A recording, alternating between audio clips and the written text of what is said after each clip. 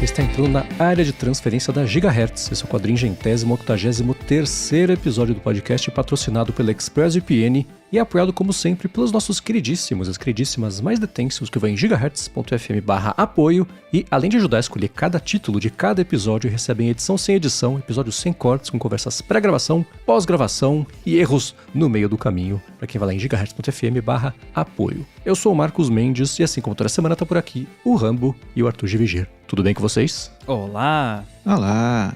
Tudo certinho. Incrível que eu consegui fazer tudo isso sem errar. Tô feliz que Olha, a gente tá gravando. Falei, cada um aqui no episódio tem um vale, desculpa Edu, de 2. O Rambo até fez uma planilha pra gente tentar facilitar aqui pro Edu a edição, que gravação de quinta-feira é sempre...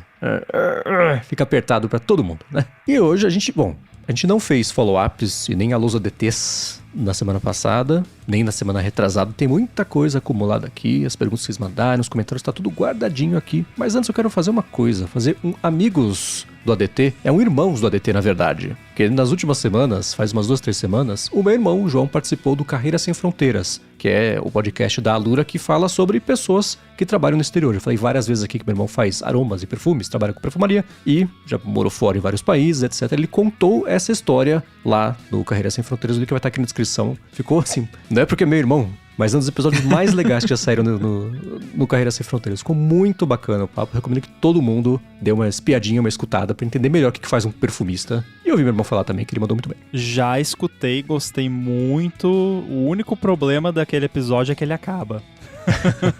Tava muito legal o papo. O link vai estar aqui na descrição. E a gente, em algum episódio, eu comentei sobre a Taylor Swift usar uma camisa... Não lembro mais o que foi, mas eu usei um exemplo de como influência digital e física e da vida real com celebridade ainda funciona. Eu falei, pega a Taylor Swift, vai usar a camisa tal, você vai ver. Vai vender essa camisa horrores, vai esgotar. Não sei, porque isso foi assunto da DT, mas foi. E o Thiago Bernardo falou o seguinte, né? Que esse lance do efeito Taylor Swift, falou, o Marcos ilustrando o efeito de compra de produtos foi de uma precisão cirúrgica. A Taylor Swift gerou um pico de 400% de compras das camisetas do Kansas City Chiefs em 2023, quando ela apareceu pela primeira vez no estádio usando a camisa junto da recém-sogra. E olha que os Chiefs estavam em alta, tanto que foram campeões daquela temporada. Falou, acertou a pessoa, o produto e o efeito. Só não foi na Starbucks, que eu acho que eu falei que ela tava na Starbucks por algum motivo. Acho que foi no estádio, inclusive. Eu lembro claramente dessa cena, porque nessa época eu tava vendo jogos, e por algum motivo essa cena ficou gravada na minha cabeça e realmente ela fez esse boom. Obrigado ao Thiago por ter mandado, o link vai estar aqui na descrição pra matéria sobre isso. E a gente falou há algum tempo também, é muito louco, né, que a gente tá com follow-ups tão acumulados que a gente falou sobre isso, mas a gente falou sobre redirecionamento de e-mails. E o Kleber Tertulino falou o seguinte, pro Rambo, sobre redirecionamento de e-mails, você consegue usar a Cloudflare para redirecionar e-mails para qualquer endereço. E mandou o link aqui do e-mail routing da Cloudflare, falando que é de graça. Olha, muito obrigado, Kleber, pela dica. Inclusive, eu não sei por que eu não dei essa dica, porque eu estou utilizando. Agora não me pergunte pra quê, mas eu lembro que eu... nessa de economia de alguns serviços recorrentes, eu lembro que eu derrubei algumas contas de Google Workspaces e tudo mais, e eu lembro que para uma delas o lance do Cloudflare encaixou perfeitamente com o que eu precisava, mas... E aí eu posso estar lembrando mal, ou eu posso também estar lembrando de algo que eu já fiz há algum tempo e agora já melhorou. Eu lembro que eu achei um pouco chatinho, assim, a parte de configuração, eu achei meio enroscado, assim, não achei tão liso quanto simplesmente lá na Hover, que eu já tenho o domínio lá, e falar, manda tudo pra cá, né? Mas funcionou, no fim das contas.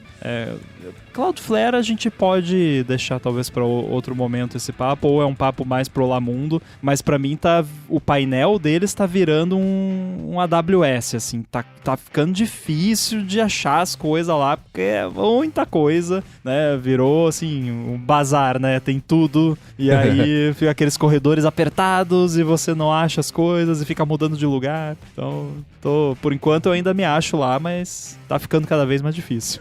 Vai precisar te tirar uma certificação Cloudflare agora. Pois é. Eu vi que, sei lá, tava falando sobre Cloudflare, tá rolando uma polêmica, o pessoal tava meio bravo com eles por decisões de produto e coisa que tinha a ver com gating de IA e etc. Isso ainda tá rolando ou era só internet sendo internet, porque a internet não sabe ser feliz e gentil com nada?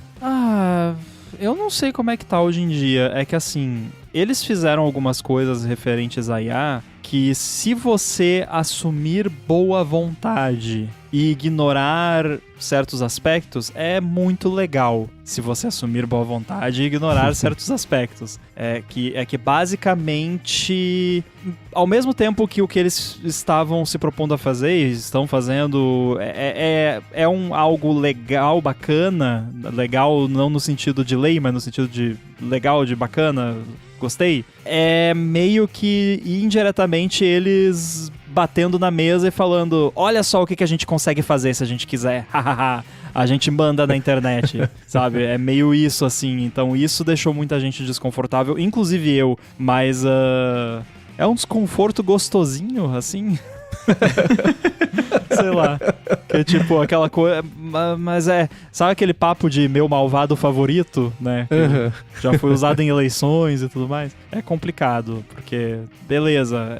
Agora, no momento, pode ser legal, mas e daqui a um tempo? E se mudar a direção da empresa, né? Quem é que vai ter as chaves do reino, basicamente? Então, tem esses dois lados da moeda. Beleza. Sobre backups, um dos assuntos eternos que abrange todos os podcasts da Gigahertz, a gente falou sobre isso recentemente também, e o Tomás Marques falou o seguinte, né? Falou: fala Marcos, Rambo e Divigir. Sobre backups, uma boa dica seria realmente um NAS. Comprei um da Synology, 4 baias. Falou, pode omitir se quiser. Não omiti. Aí faz 3 anos isso. Na época foi um pouco caro, mas em compensação os HDs não estavam ao preço de ouro. Comprei logo 3 HDs de 8 TB. Ele suporta RAID híbrido para, se der uma falha ali dos HDs. Tem uma alta gama de apps bem honestos para backup de fotos, arquivos, Media Center, o Plex, né? Faz tempo que ele mandou isso aqui, acho que foi antes do Plex aumentar o lifetime, né? Não assino nada de cloud mais. Só sei que foi um investimento que foi caro na época, mas hoje em dia até esqueço que ele tá lá fazendo o trabalho dele. O Tomás, inclusive, é meu amigo. Trabalhei com ele. Um abraço, Tomás. Mas eu levei uma bronca dele quando eu falei que eu não fazia mais os backups, porque quando eu trabalhei com ele, tem uns 3 anos, eu fazia tudo bonitinho. E desde então, desisti de backup.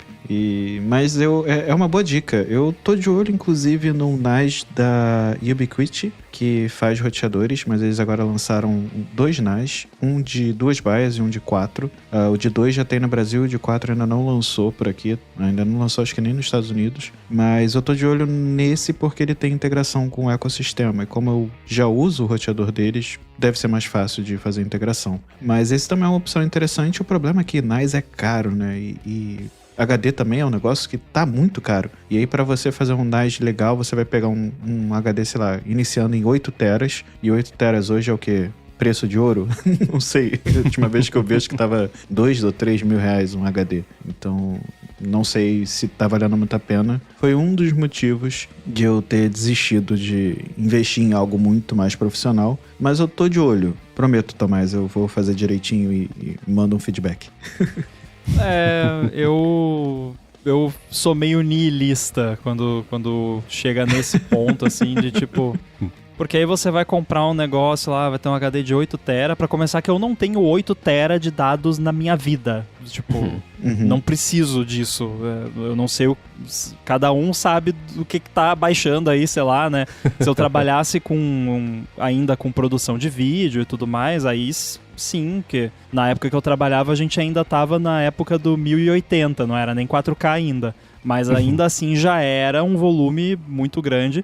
E aí são materiais de clientes. Aí, obviamente, é outra disciplina que você tem que ter, né? Do que quando é só coisa sua. Mas eu lido com dados como coisas efêmeras, assim, tipo... Eu não vejo... É porque tem gente, tipo, o Casey lá, que a gente até tava falando do sonzinho que eles tocam quando ele fala de Synology e tal, que tem, sei lá, 5 terabytes de filme, série, coisa no... Pra quê? Tipo, sabe, eu não vejo a necessidade. Podem, não, na verdade não podem, não mandem seus e-mails. Eu sei que quem tem essas bibliotecas gigantescas de mídia dá muito valor pra isso. Tudo bem, ótimo. Eu só não entendo, realmente. Pra mim não faz o menor sentido. E aí só de pensar em comprar um HD de 8 TB in this economy, né, já...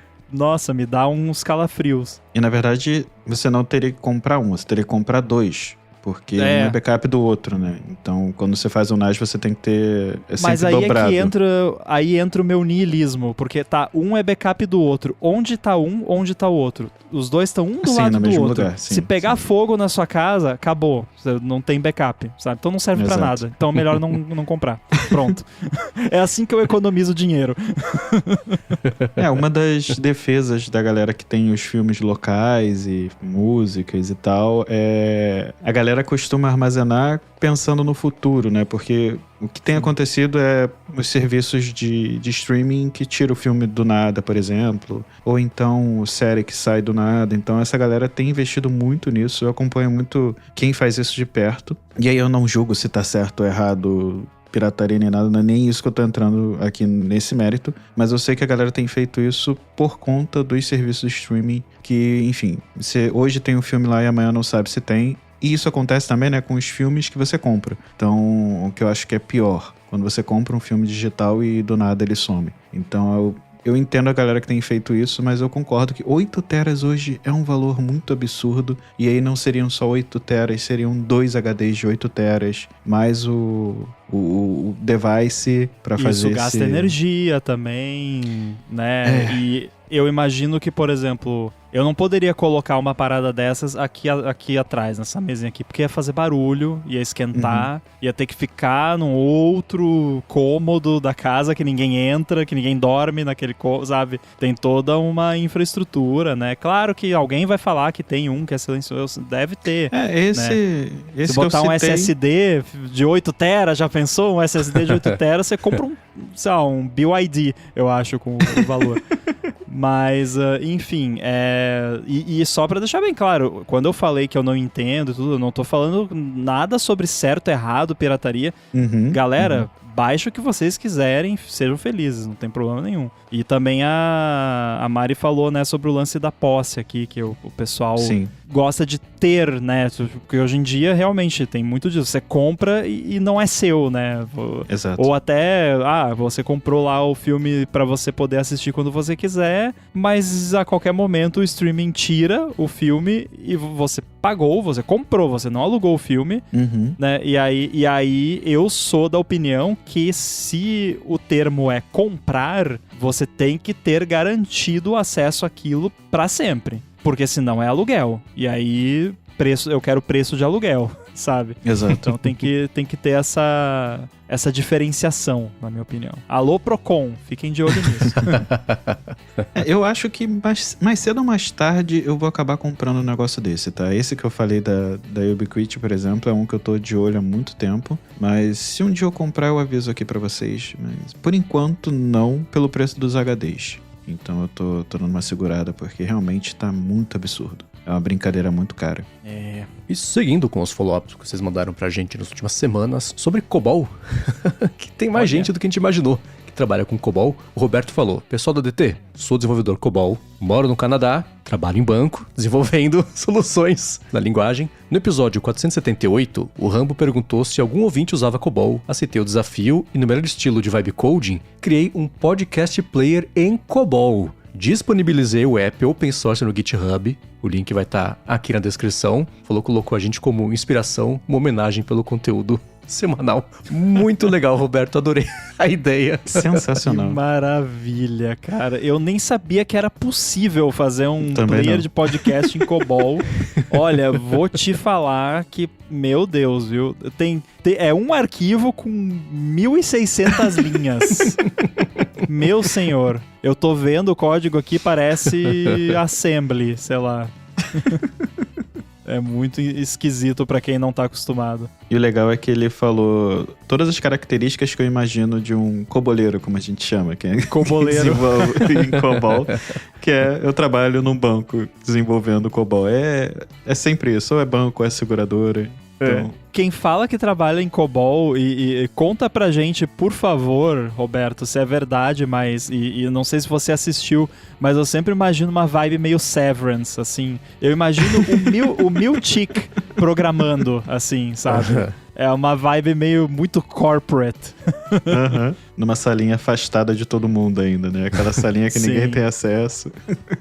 É na sala de computadores programáveis. E agora eu tenho uma pergunta bem cretina, tá? Como é que eu faço pra rodar isso? Dá pra rodar projeto de COBOL no Mac assim? Baixou, clicou, abriu? Não, né? Pede pro Codex. Tá falando aqui, precisa ter o COBC, o curl todo mundo já tem, no Mac pelo menos já tem. FFplay do FFmpeg, FFprobe do FFmpeg, provavelmente já tem também. É só o COBC, né? Deixa eu dar um brew install COBC aqui pra ver o que acontece. Ó, se eu cair, já sabe. Vamos ver. Seu computador vira um caixa eletrônico automaticamente, era que bota coisa pra rodar COBOL. Ó, tá instalando aqui.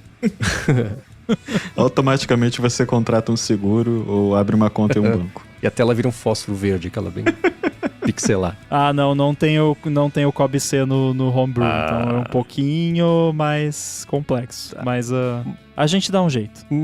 E Roberto, você esbarrou num dos nossos desafios perenes aqui do ADT, que é fazer o ADT rodar em projetos improváveis, em máquinas improváveis, e tivemos diversos exemplos, experimentos criativíssimos aqui, que dá maior orgulho do que vocês fazem. Ficou muito próximo esse. Valeu. E o link, é claro, vai estar aqui na descrição para quem quiser dar umas piadinhas no projeto do Roberto. Muito legal. E eu deveria ter lido o README com mais calma, porque no próprio README ele explica direitinho ali exatamente o que é para instalar no Mac, bonitinho. Eu já tô... Até o final desse podcast eu vou estar rodando aqui. Excelente. E sobre senhas... Uma outra coisa que a gente revelou aqui, que a gente acaba lidando com isso e pensando nisso menos do que as pessoas imaginariam, e aplicativo de senha e coisa assim, o Rodrigo Rodrigues falou: substituiu o OnePassword pelos senhas da Apple. E alguns pontos. Eu realmente só usava para senhas. Acredito que, se for o caso, no guardar passaporte, documento, aí vai dar de boa. E falou, comentários importantes. O senhas não puxa corretamente as URLs do OnePassword. Ele pega só o domínio principal dos sites. Então fica atento a esse ponto. 2. Felizmente, você pode deixar instalado o OnePassword sem assinatura. Caso você perceba alguma coisa faltando, você vai lá, confere o que importou errado, coisa assim. Você não consegue editar, adicionar nada, porque você não está mais pagando a assinatura. Que no geral, faz muito tempo que ele não precisa checar nada, achou que a transição foi tranquila. Meio parecido com a minha experiência aqui, né? De o password ser ou legado, ou basicamente logins da Gigahertz, que os hackers não escutem isso. Eu fiquei surpreso de saber que você pode continuar usando o OnePassword mesmo sem assinatura. Para mim, você ficava trancado para fora e acabou. Mas se tem como você acessar e ver o conteúdo, já achei legal. Achei bem interessante. Mas eu ainda... O meu maior problema é que eu uso o OnePassword realmente para outras coisas, inclusive chave SSH. Então, para mim, seria um pouquinho mais chato fazer essa transferência. Mas olha, toda vez que eu vejo um e-mail desse, dá aquela vontadezinha de ter um trabalho, né? Eu olho e falo... Arrumar pra cabeça. Arrumar um probleminha. E ainda sobre isso, o José Júnior falou que ele usa o OnePassword, mas resolveu também testar o Bitwarden, que é um que a gente já comentou aqui algumas vezes. Falamos sobre ele essa semana também na área de trabalho, que por coincidência também foi assunto por lá recentemente, administração de senhas. Ele falou, fiz o import das minhas senhas e nunca mais olhei para trás. Então, Bitwarden aprovado pelo José Júnior, ele sempre aparece aqui como sugestão alternativa de administrador de senhas, né, quando isso vira assunto.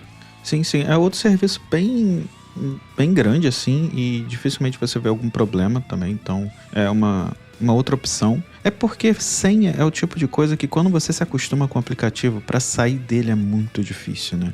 É igual, sei lá, o ecossistema da Apple. É muito difícil você fazer a troca. Hoje em dia, tudo bem, é mais fácil, mas você sempre tem alguma fricção. Por exemplo, a gente fala de navegador. Para fazer a troca de navegador, tem sempre uma fricção. Você tem que querer muito fazer a troca para fazer tudo funcionar e ficar azeitado. E eu acho que senha vai pelo mesmo caminho e é algo sensível, né? Então, eu sempre tenho um pouquinho de pé atrás. Mas eu acho que eu confiaria mais no senhas da Apple, por já estar dentro do ecossistema da Apple. Mas realmente o Bitwarden é um que realmente aparece de vez em quando e quem sabe um dia.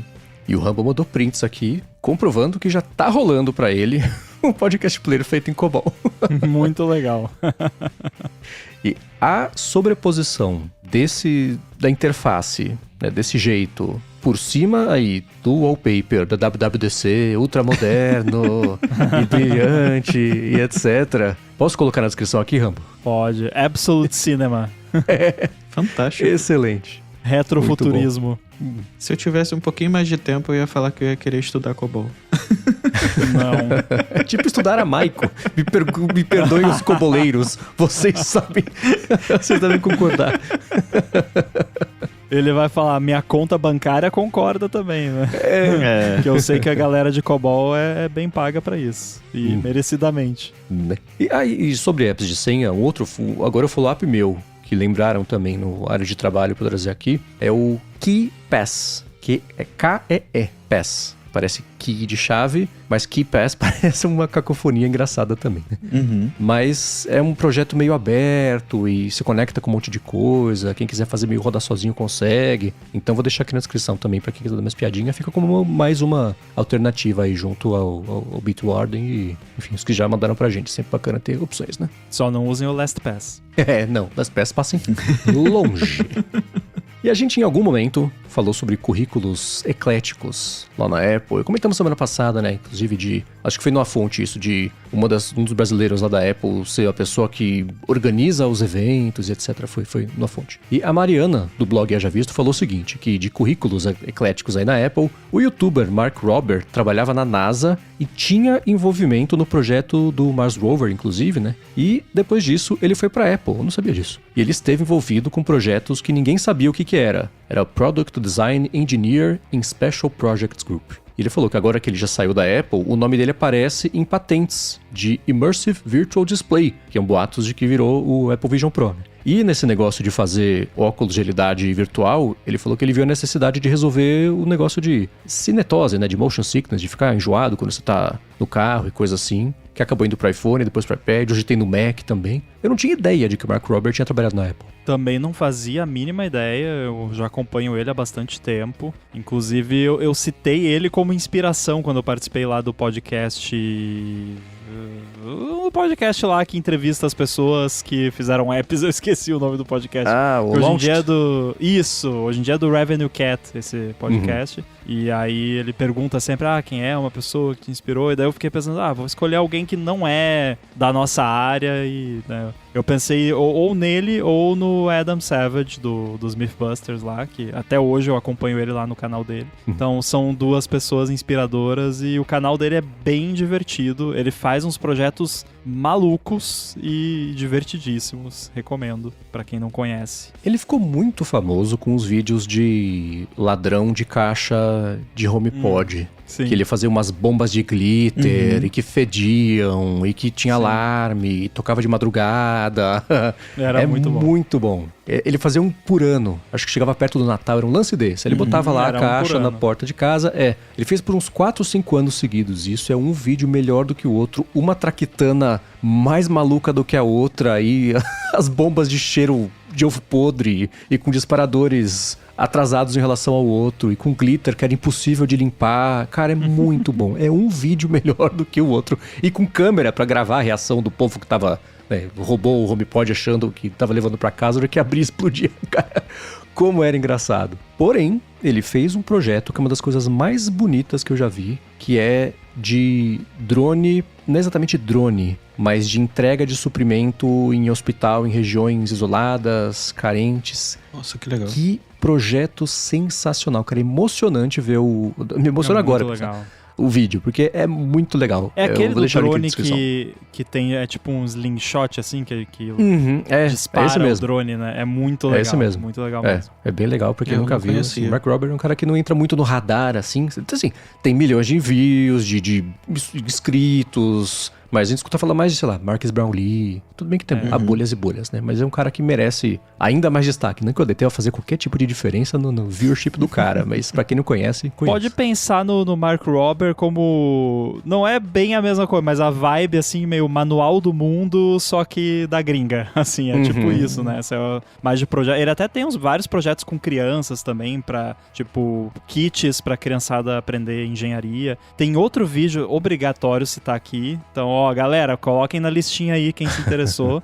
Tem esses do Glitter, tem esse que você falou, e tem um que ele fez um esquema lá de um labirinto para esquilos no quintal dele, porque os esquilos estavam, enfim, vandalizando lá o quintal dele, daí ele criou toda uma corrida maluca de esquilos lá, respeitosamente, né, gente, sem maltratar os esquilos. E aí é engraçado que como ele é cientista, né, ele realmente observa, testa, aprimora, e aí ele até aprende coisas sobre esquilos fazendo isso que ele nem imaginava. E eu fiquei surpreso também com a habilidade dos esquilos. É um vídeo de quase 1 hora, eu acho. É um filme a saga dos esquilos no quintal dele. Outro canal que eu acho legal também de mais invenções e traquitanas assim é o da Simone Giertz, que é inventora, etc. Ela acabou ficando mais famosa, ela já fazia um trabalho super legal, já tinha umas invenções muito malucas, etc. Mas ficou famosa quando ela descobriu que ela tinha um tumor no cérebro, e operou, e tirou, e removeu, tudo certo, já se recuperou. Ela acabou de fazer um vídeo, que foi, acho que tem um tempinho, mas que é bacana também, de fazer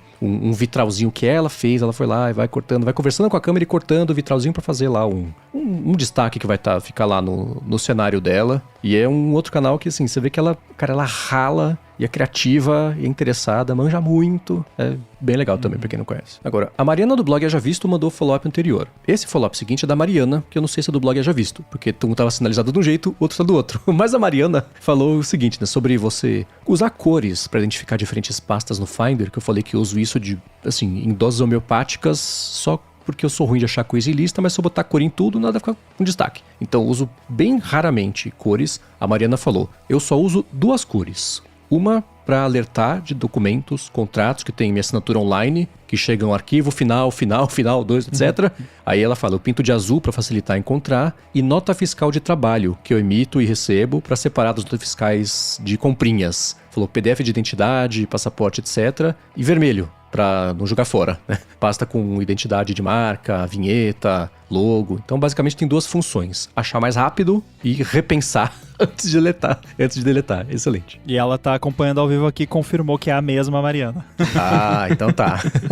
Eu suspeitei, mas não quis partir de nenhuma premissa, né? Uma dica que eu dou também sobre esse lance de repensar antes de deletar eu tenho uma organização que é só minha no meu computador, que eu tenho certeza que não faz o menor sentido. Mas assim, a minha pasta de downloads é muito importante pra mim. E aí eu tenho algumas coisas que eu deixo na pasta de downloads que não é pra apagar. Não é uma pasta efêmera, onde baixa ali e já move pro lugar e apaga. Acontece isso com muita coisa, mas tem muita coisa que fica ali. É porque eu não gosto de ter nada no desktop. Então eu não boto tralhas no desktop. Então meio que a minha pasta de downloads é o que seria o desktop. E tá ali no dock, acessível rapidinho. Aí eu uso aquele recurso do Mac de... Você vai lá nas informações da pasta e tem lá locked. Daí você bota locked e ela fica travada, porque são pastas de coisas que eu só preciso acessar, eu não preciso editar,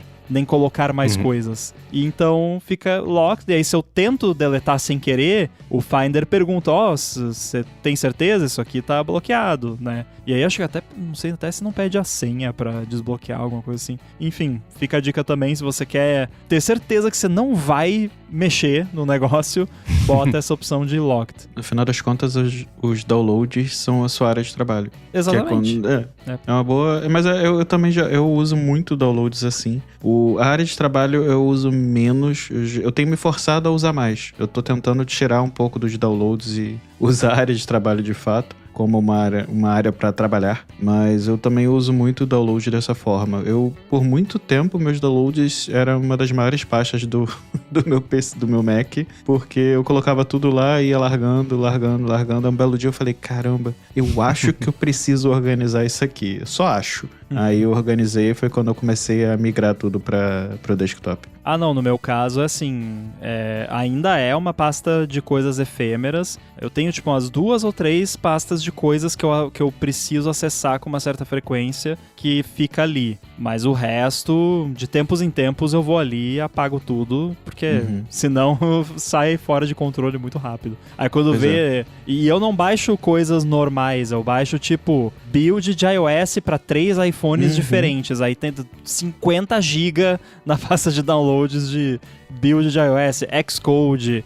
Quando começa a fase que a Apple lança um beta por semana, aí é horrível, porque daí baixa, esquece de apagar e aí quando você vê, não tem mais espaço. Uma automação que eu criei ultimamente, que tá me ajudando muito, é para 2 pastas. Tem uma pasta, por exemplo, o podcast do 95Mac, o semanal que eu edito. Eu coloquei, é uma ação nativa do macOS, que eu descobri recentemente, que é, sempre que tiver, eu acho que talvez eu tenha feito um pedaço disso, eu já nem lembro mais. É no macOS 26 que veio essa automação.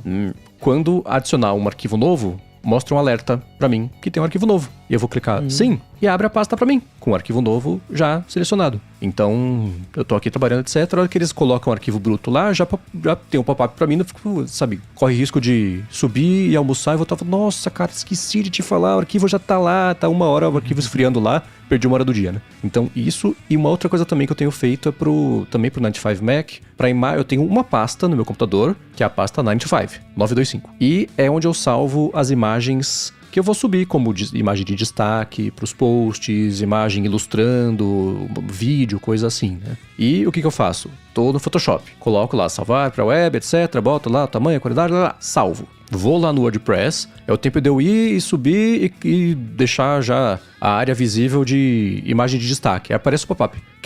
Tem arquivo, quer ver? Falei, quero. Clico no arquivo, arrasto pra imagem de destaque e pronto. Já coloca ali no WordPress bonitinho. Melhor do que vai lá, clica e procurar, né? Você vai lá no Finder e tal. Então uma automaçãozinha besta, cara. Me leve pra pasta onde acabou de aparecer um negócio. Isso deu um adianto enorme. Porque uma coisa é você salvar a partir de um programa. Outra coisa é você chegar na pasta. Se o computador fez isso pra você, afinal ele tá lá, ele sabe que tem pasta já com coisa nova, dá um adianto, viu? Então pra quem tem algum tipo de trabalho que envolva isso, pastas e arquivos, todo mundo tem, né? Pode ser uma boa, viu? Aliás, desenvolvedores e desenvolvedoras de software, especialmente desktop, tem uma coisa que me irrita muito em app de macOS que acontece às vezes, e eu não julgo porque é o comportamento padrão, você tem que ativamente programar contra isso quando você faz o seu app, mas tipo, apps principalmente mais profissionais, digamos um Photoshop da vida, que você pode, por exemplo, ir lá e exportar o arquivo. Aí vai abrir a janelinha padrão lá do macOS para você escolher onde você quer salvar, e digamos que você salva em downloads, beleza.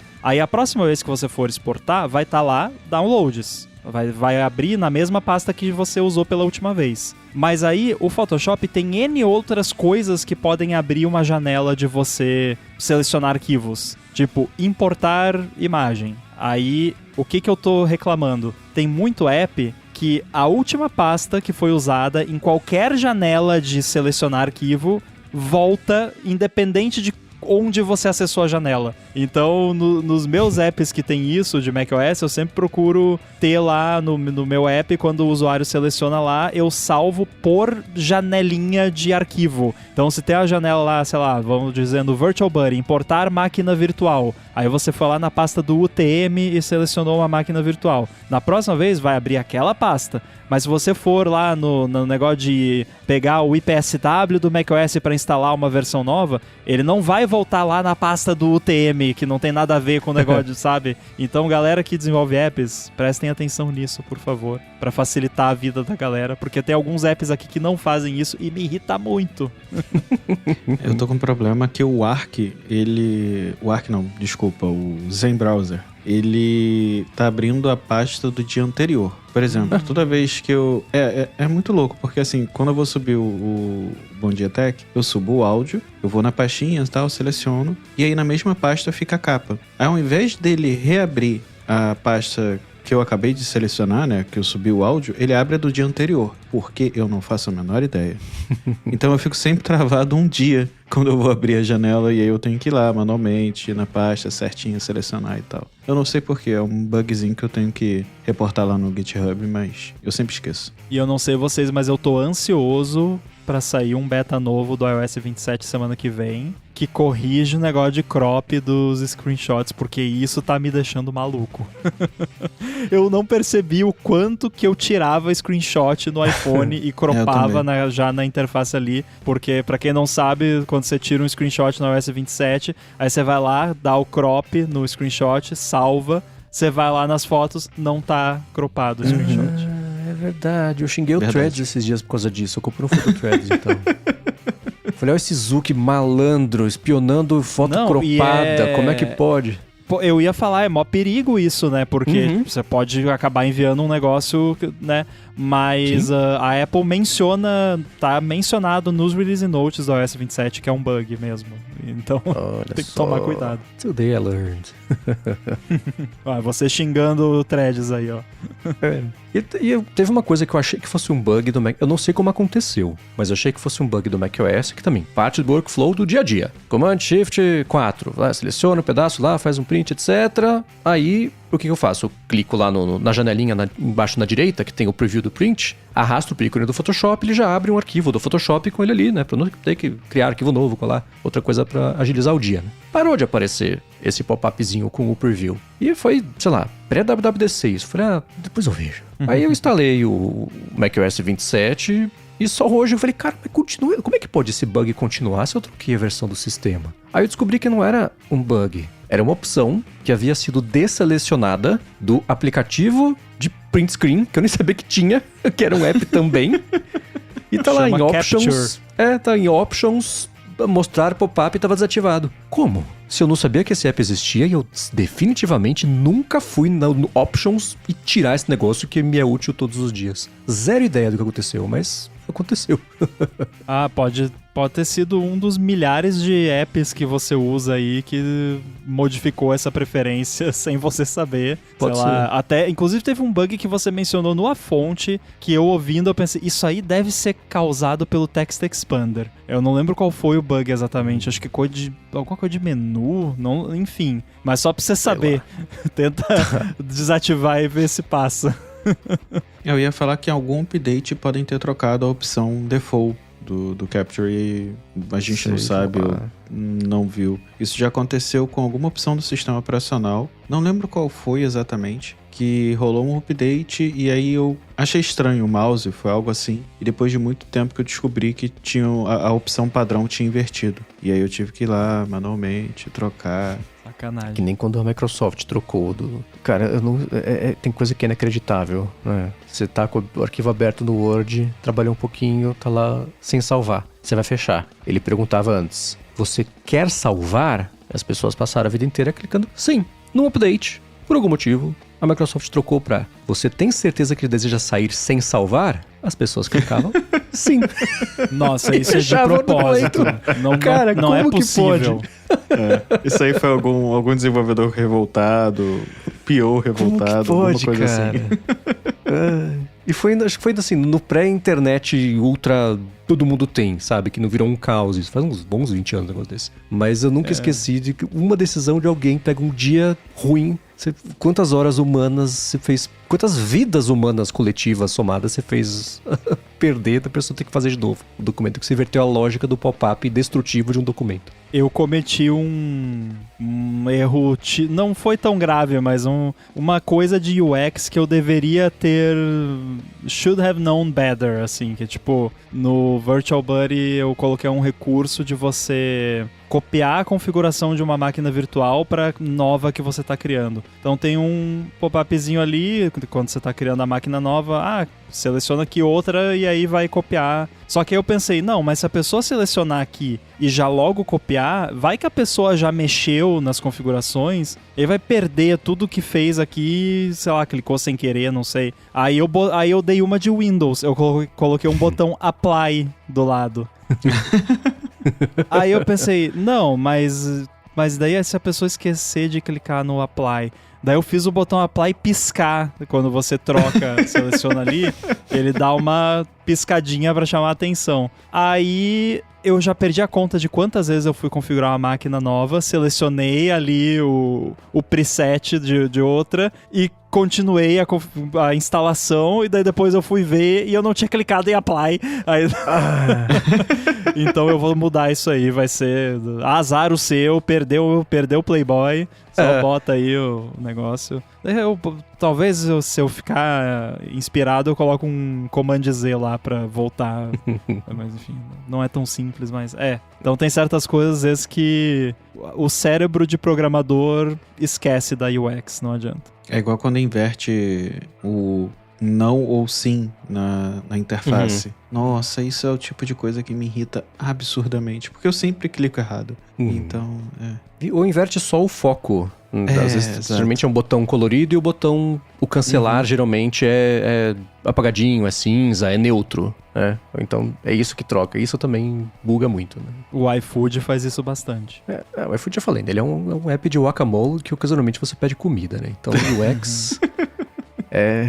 É muito engraçado, um app que luta ativamente contra você comprar no app. Que difícil, você fica parado 3 segundos. Eu quero te dar dinheiro, sai da minha frente.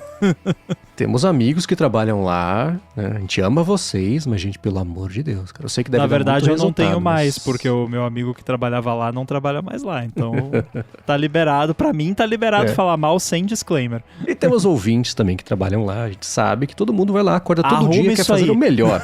Mas exato, né? Ninguém acorda e fala, como é que eu vou piorar a vida das pessoas? Algumas pessoas certamente fazem isso, né? Mas não vocês. E não é a culpa do developer. Exato. A gente sabe muito bem de quem é a culpa, e esse pessoal não escuta a DT, não. Verdade. Eu comprei, porque eu sou viciado nessas coleções, admito.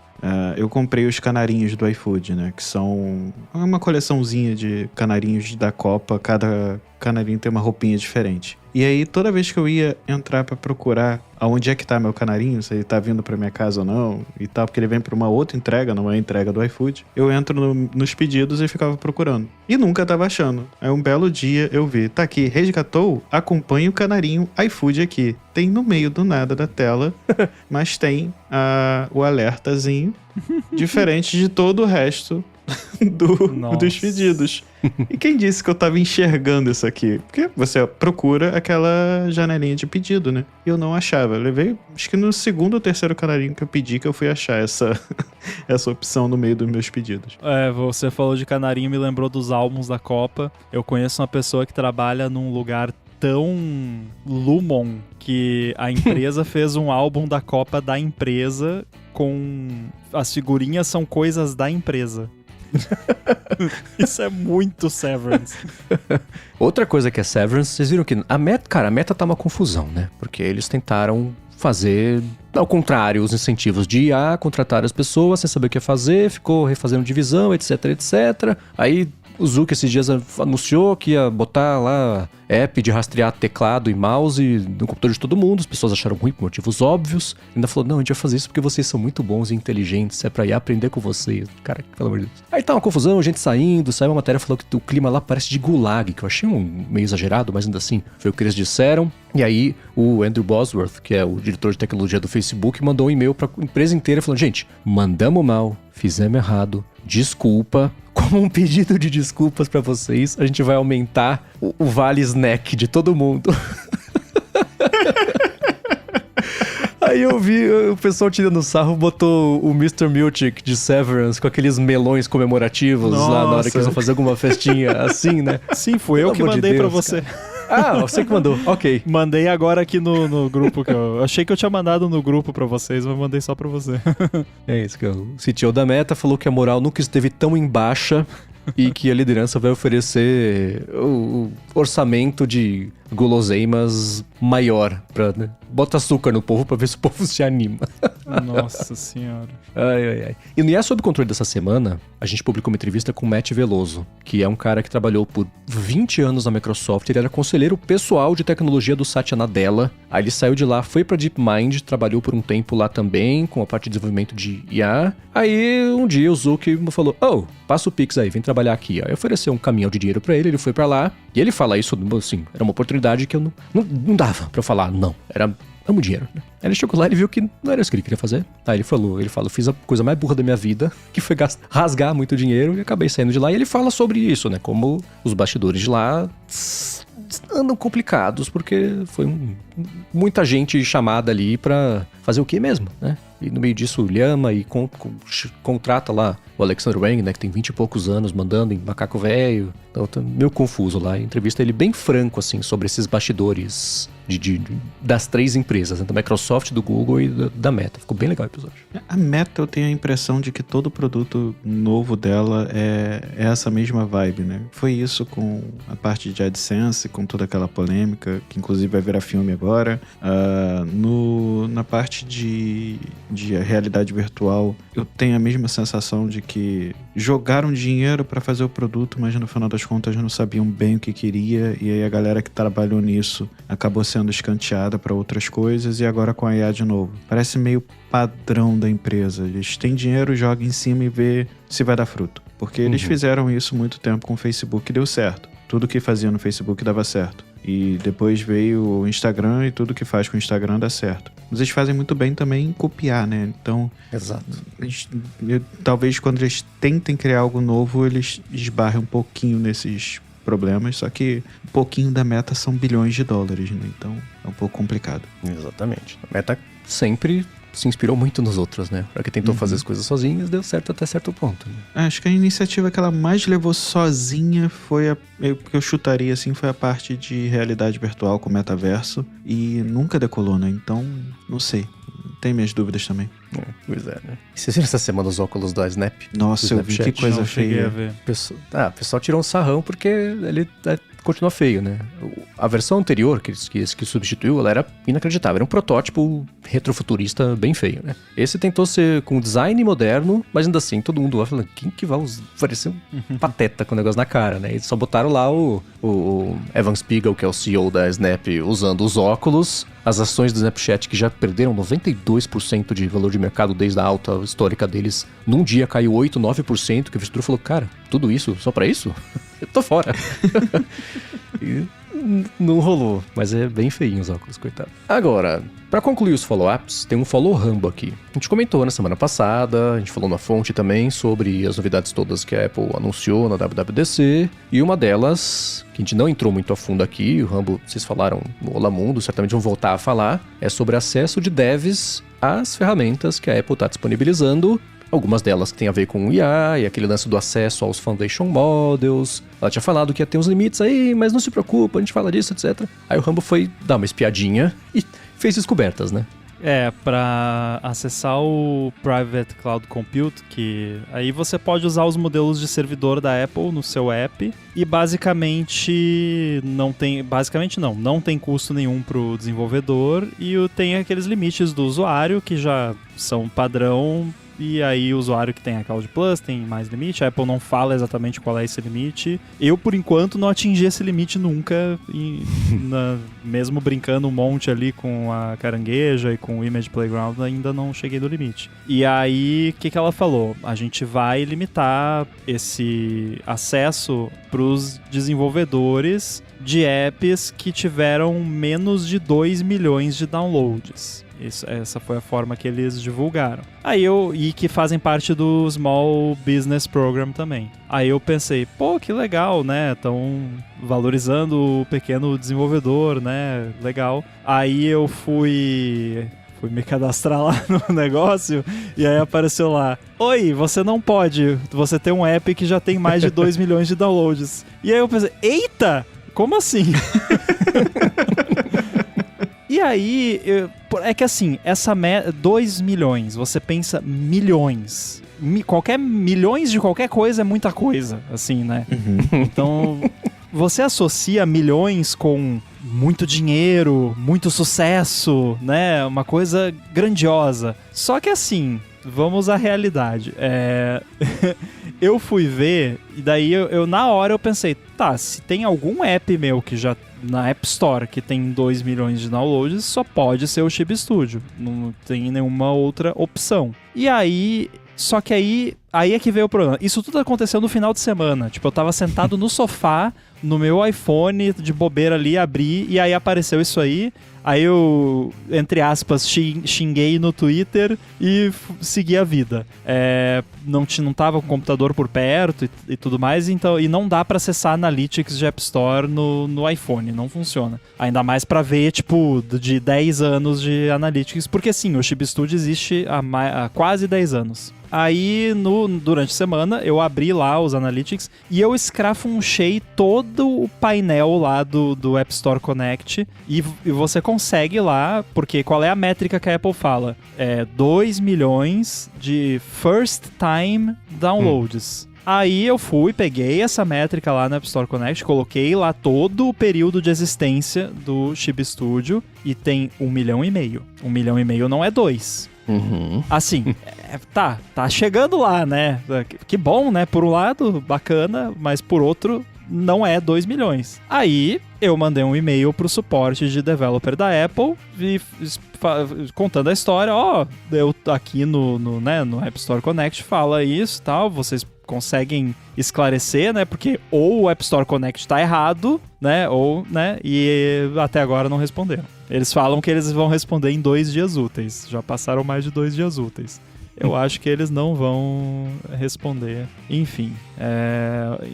Mas assim, no frigir dos ovos, eu meio que comecei a pensar um pouco mais sobre isso porque qual é o problema? Assim, eu continuo achando que a métrica dele está totalmente errada, sabe? Não é uma boa métrica, porque o Chibi Studio, eu até compartilhei no Mastodon o gráfico, 90% dos downloads dele foi nos 2 primeiros anos, tipo 2016, 2017, aí um pouquinho em 2018, um pouquinho em 2019, depois disso, morreu, basicamente, o app. E aí, por causa disso, nenhum app meu pode usar o Private Call. Nenhum app. Não é o Chibi Studio que não pode usar. Embora é nele que eu queria usar, o que é irônico, né? Quer dizer, tem outros que eu gostaria de usar, mas nele é onde eu acho que daria pra fazer coisa mais legal, assim como vocês já viram. Então, é estúpida. A métrica é estúpida. Porque, vamos pensar assim, se for do ponto de vista de... Que é o que... Com certeza esse é o motivo. Nós não temos como atender a demanda de todos os apps. Tipo, um app com 10 milhões de usuários, colocar lá Private Cloud Compute pra todo mundo, vai ferrar com nossos servidores. Não dá. Ok. Mas tem que ter usuários usando o app. Digamos que 2 milhões de pessoas baixaram o Chibi Studio. Segundo a Apple, baixaram. Então, 2 milhões de pessoas baixaram o app, mas desses 2 milhões de pessoas que baixaram o app, nem 10 mil ainda usam o app. Sabe? Então, não vai mudar nada na questão do servidor. Então, eles usaram essa métrica como, tipo, você é um grande desenvolvedor se um app seu já foi baixado mais de 2 milhões de vezes. Eu acho que é um número, é uma métrica errada, sabe? Teria que usar usuários ativos, como é que é? Não é ARPU nesse caso. É o DAU, né? Daily Active Users. Ou MAU, Monthly Active Users, né? Teria que usar uma métrica, sei lá, que tem mais a ver com o uso do app e fazer por app, tipo, porque um app meu já foi baixado mais de, supostamente, 2 milhões de vezes, aí nenhum app meu pode usar o Private Cloud Compute. Mas aí, o que eu ia falar é que, assim, quem vai colocar recursos usando isso no app, porque qual é o problema, né? O maior problema que eu pensei é assim, eu não posso oferecer nenhum recurso de IA no meu app gratuito, porque o modelo local não serve pra nada, é uma porcaria, o Private Cloud Compute eu não tenho acesso, e se eu for usar um modelo de terceiro, aí eu vou todo request ter um custo pra mim. Então eu não posso dar nada de graça, não posso oferecer nada de graça. Mas quem for usar o Private Cloud Compute também não, no fim das contas. Assim, claro que vai ter gente que vão ter apps que vão oferecer de graça, mas assim, não é muito sábio você fazer isso. Porque se o seu app ficar super popular, e passar de 2 milhões de downloads, você tem meio ano pra dar um jeito, porque a Apple falou, ó, se o seu app passar de 2 milhões de downloads, você vai ter um prazo de meio ano pra parar de usar o Private Cloud Compute. Então você vai ter que começar a cobrar de algum jeito.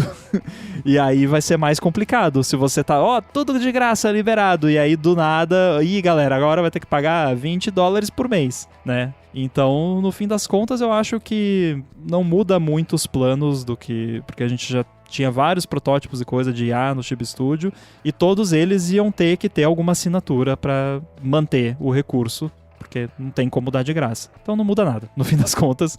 Inclusive nos meus testes aqui, porque daí eu fiz alguns testes usando as novas APIs do Foundation Models, e eu tenho outra conta de desenvolvedor de outra empresa, e aí eu fiz uns protótipos nessa conta, que aí nessa conta eu tenho acesso ao Private Cloud Compute, porque ela não tem nenhum app que supostamente tem mais de 2 milhões de downloads, mas nos meus testes o Cloud, não o Sonnet, o Haiku 4.5 é o melhor modelo pro que a gente tá fazendo ali. Tipo, ele é extremamente rápido, é bom e não é caro. O Private Cloud Compute é ok, mas não é tão bom. E é lento também. Não sei se é porque é beta ainda, né? Mas comparado com o Haiku, é muito lento e bem ruinzinho. Porque vocês viram, eu mandei um vídeo, tá no meu Mastodon também, a gente pode deixar um link, que o que eu mostrei lá é usando o Haiku. Ele faz... Ele vai falando as coisas,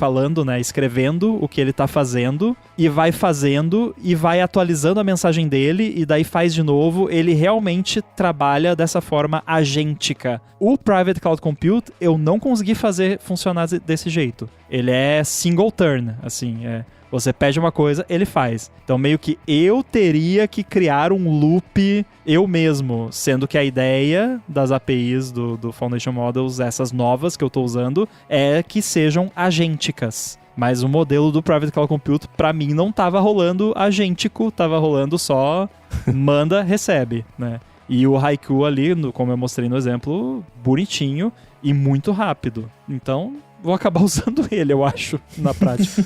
O que mais me irrita nessa situação, quando eu vi toda essa história, é que a Apple provavelmente já sabe desse problema, muito entre aspas, que seria melhor ela usar os usuários ativos ou não. E aí ela vai esperar vir uma ordem, vir um velho babão da Europa e falar que tem que ser assim. Então isso me irrita um pouco, porque ou ela vai mudar isso até a próxima WWDC, que demora muito, porque a gente tem que esperar um ano para ela mudar as regras, ou ela é sempre reativa com esse tipo de coisa. Não vejo necessidade para isso, né? Porque foi o que você falou, se a gente tem um app de 2 milhões e ele hoje tem 10 mil usuários ativos, os 2 milhões não vão usar esse aplicativo. No máximo, sei lá, vai dobrar esses 10 mil. Então, não faz... Realmente é uma situação chata, porque aí fica esse... disse-me-disse, fica essa informação truncada, porque a informação também não é clara nem pela própria Apple. Isso é o que me irrita, sabe? Porque tem duas questões que até vieram me perguntar, mas cara, como que você sabe se você tá no Small Business Program? Resposta, você não tem como saber se você tá. Pois é. Não tem nenhum lugar lá na sua conta que fala você faz parte do... É tipo, você vai lá... Porque eu, honestamente, eu não lembrava se a minha empresa tava. E aí eu fui ver lá. E aí eu pensei, eu não consegui achar onde via se tava. Aí eu pensei, não, eu vou na parte onde você pede pra entrar no Small Business Program, que daí provavelmente eu vou clicar, ele vai falar, ah, não, você já está no Small... Não, ele abriu o formulário lá, coisa, sabe, como... Só que aí a empresa já tava, porque aí eu abri, porque isso é da outra empresa que não tem o lance dos 2 milhões lá. Aí eu fui na conta dessa empresa, fui na parte do Private Cloud Compute, porque lá eu imagino que ele verifica se você tá no Small Business Program, e aí foi. Então, começa por aí. E outro, não tem nenhum lugar para você ver de onde que a Apple tá tirando esse número de downloads que eles estão usando para calcular a sua elegibilidade pro Private Cloud Compute, porque em todos os analytics que eles me fornecem, o meu app tem menos de 2 milhões de downloads. E aí, a questão que eu até tava comentando com um pessoal em off era assim, eu tenho provas produzidas pela própria Apple que o meu app tem menos de 2 milhões de downloads. Então, ou vocês provam que o meu app tem mais de 2... Porque se o meu app teve mais de 2 milhões de downloads, eu quero a prova. Porque eu quero poder dizer que o meu app teve mais de 2 milhões de downloads, mas eu não tenho como provar. Eu tenho como provar que ele teve 1,5 milhão. Então, se ele teve mais de 2 milhões, eu quero que vocês me mostrem. Eu quero um CSV na minha mesa agora com os 2 milhões de downloads, ou 3 ou 4, não sei quantos que eles acham que tem, porque, sabe, é o meu app. E se eu quiser vender o app e aí a pessoa for valorar o app de acordo com quantos downloads ele já teve? Então quer dizer que o número que a Apple reporta no App Store Connect tá subfaturado? E o faturamento do app, será que tá certo o número lá também? E agora? Será que eles me pagaram tudo que tinha que pagar? Como é que eu vou confiar, né? Aí começa a levantar as dúvidas. Cara, se eu morasse nos Estados Unidos, eu processaria a Apple. Eu juro. Porque, tipo, ou vocês contabilizam certo, ou, sabe... mas eu não vou...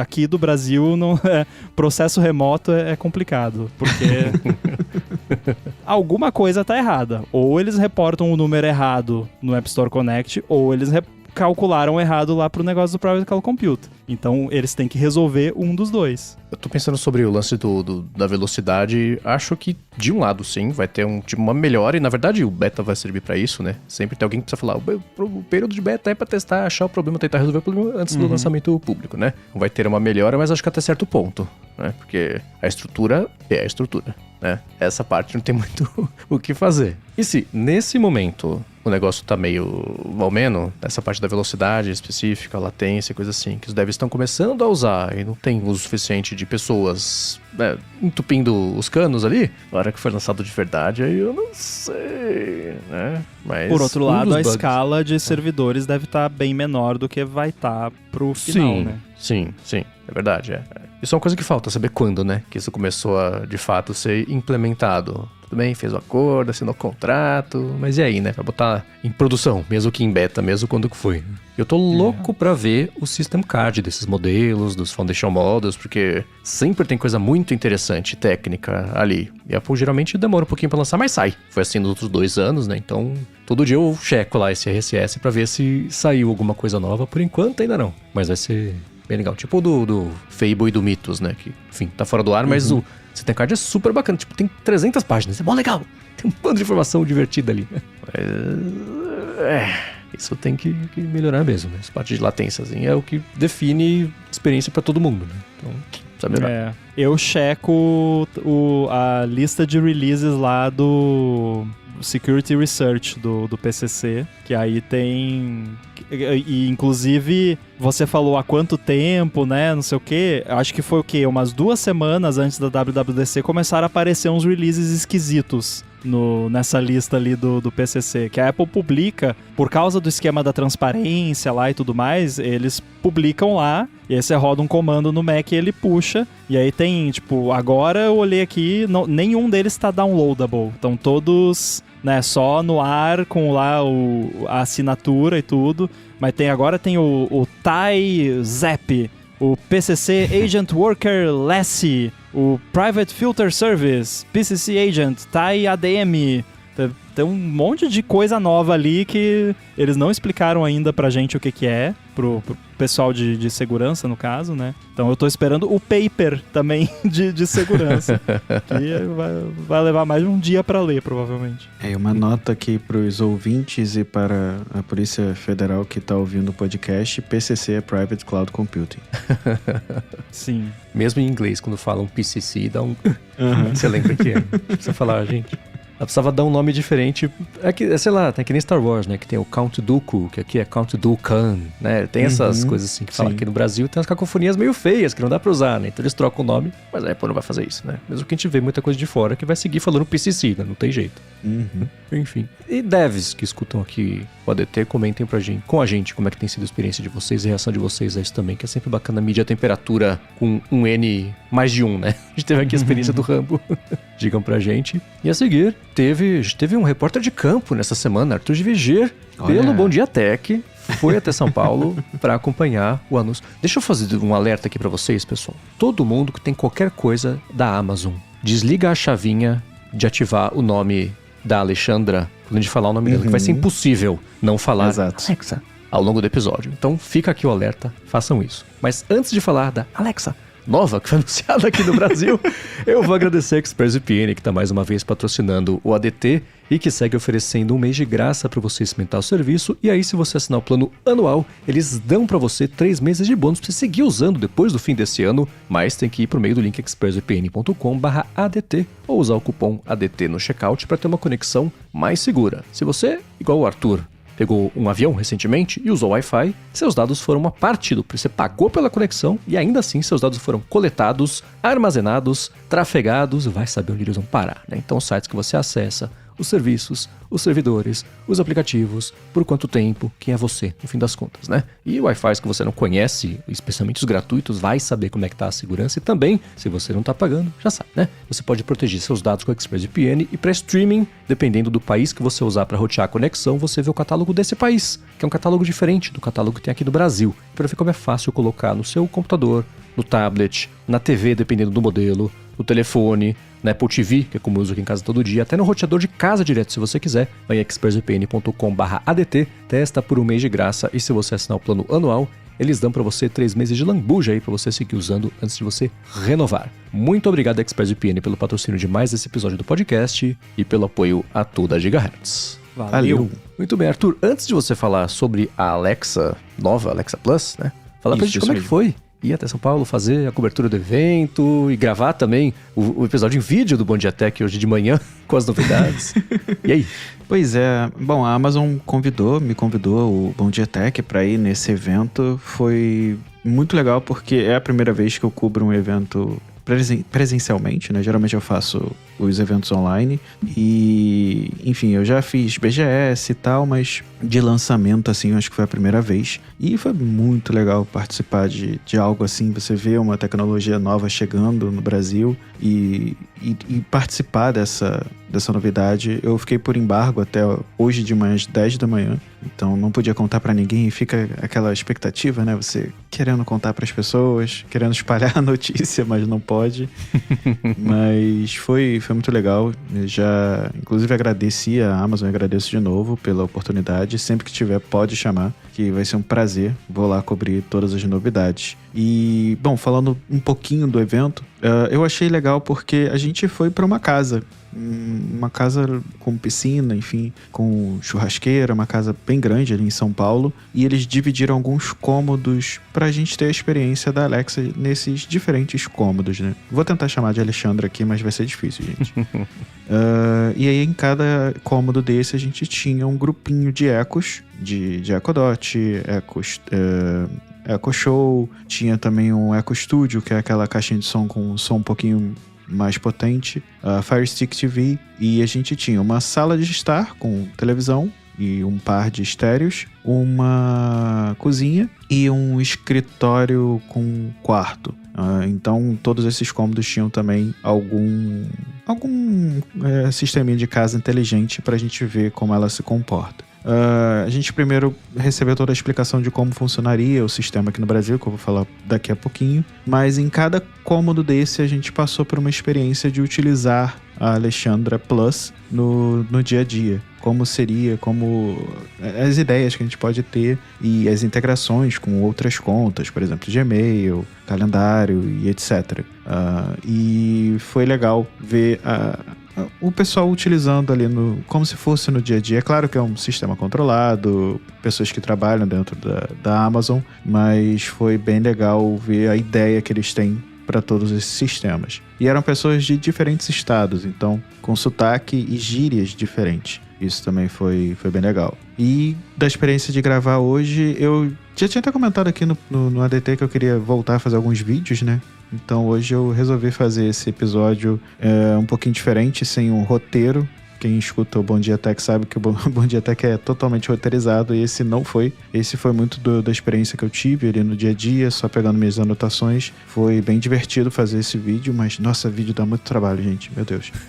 Então espero que vocês tenham gostado, porque deu muito trabalho. E quem é um pouquinho mais atento viu ali que eu usei até um novo acessório, usei um DJI Mini Mic 2, eu nunca sei o nome correto, para fazer a gravação. Então o áudio também deve estar um pouquinho diferente. Mas foi legal.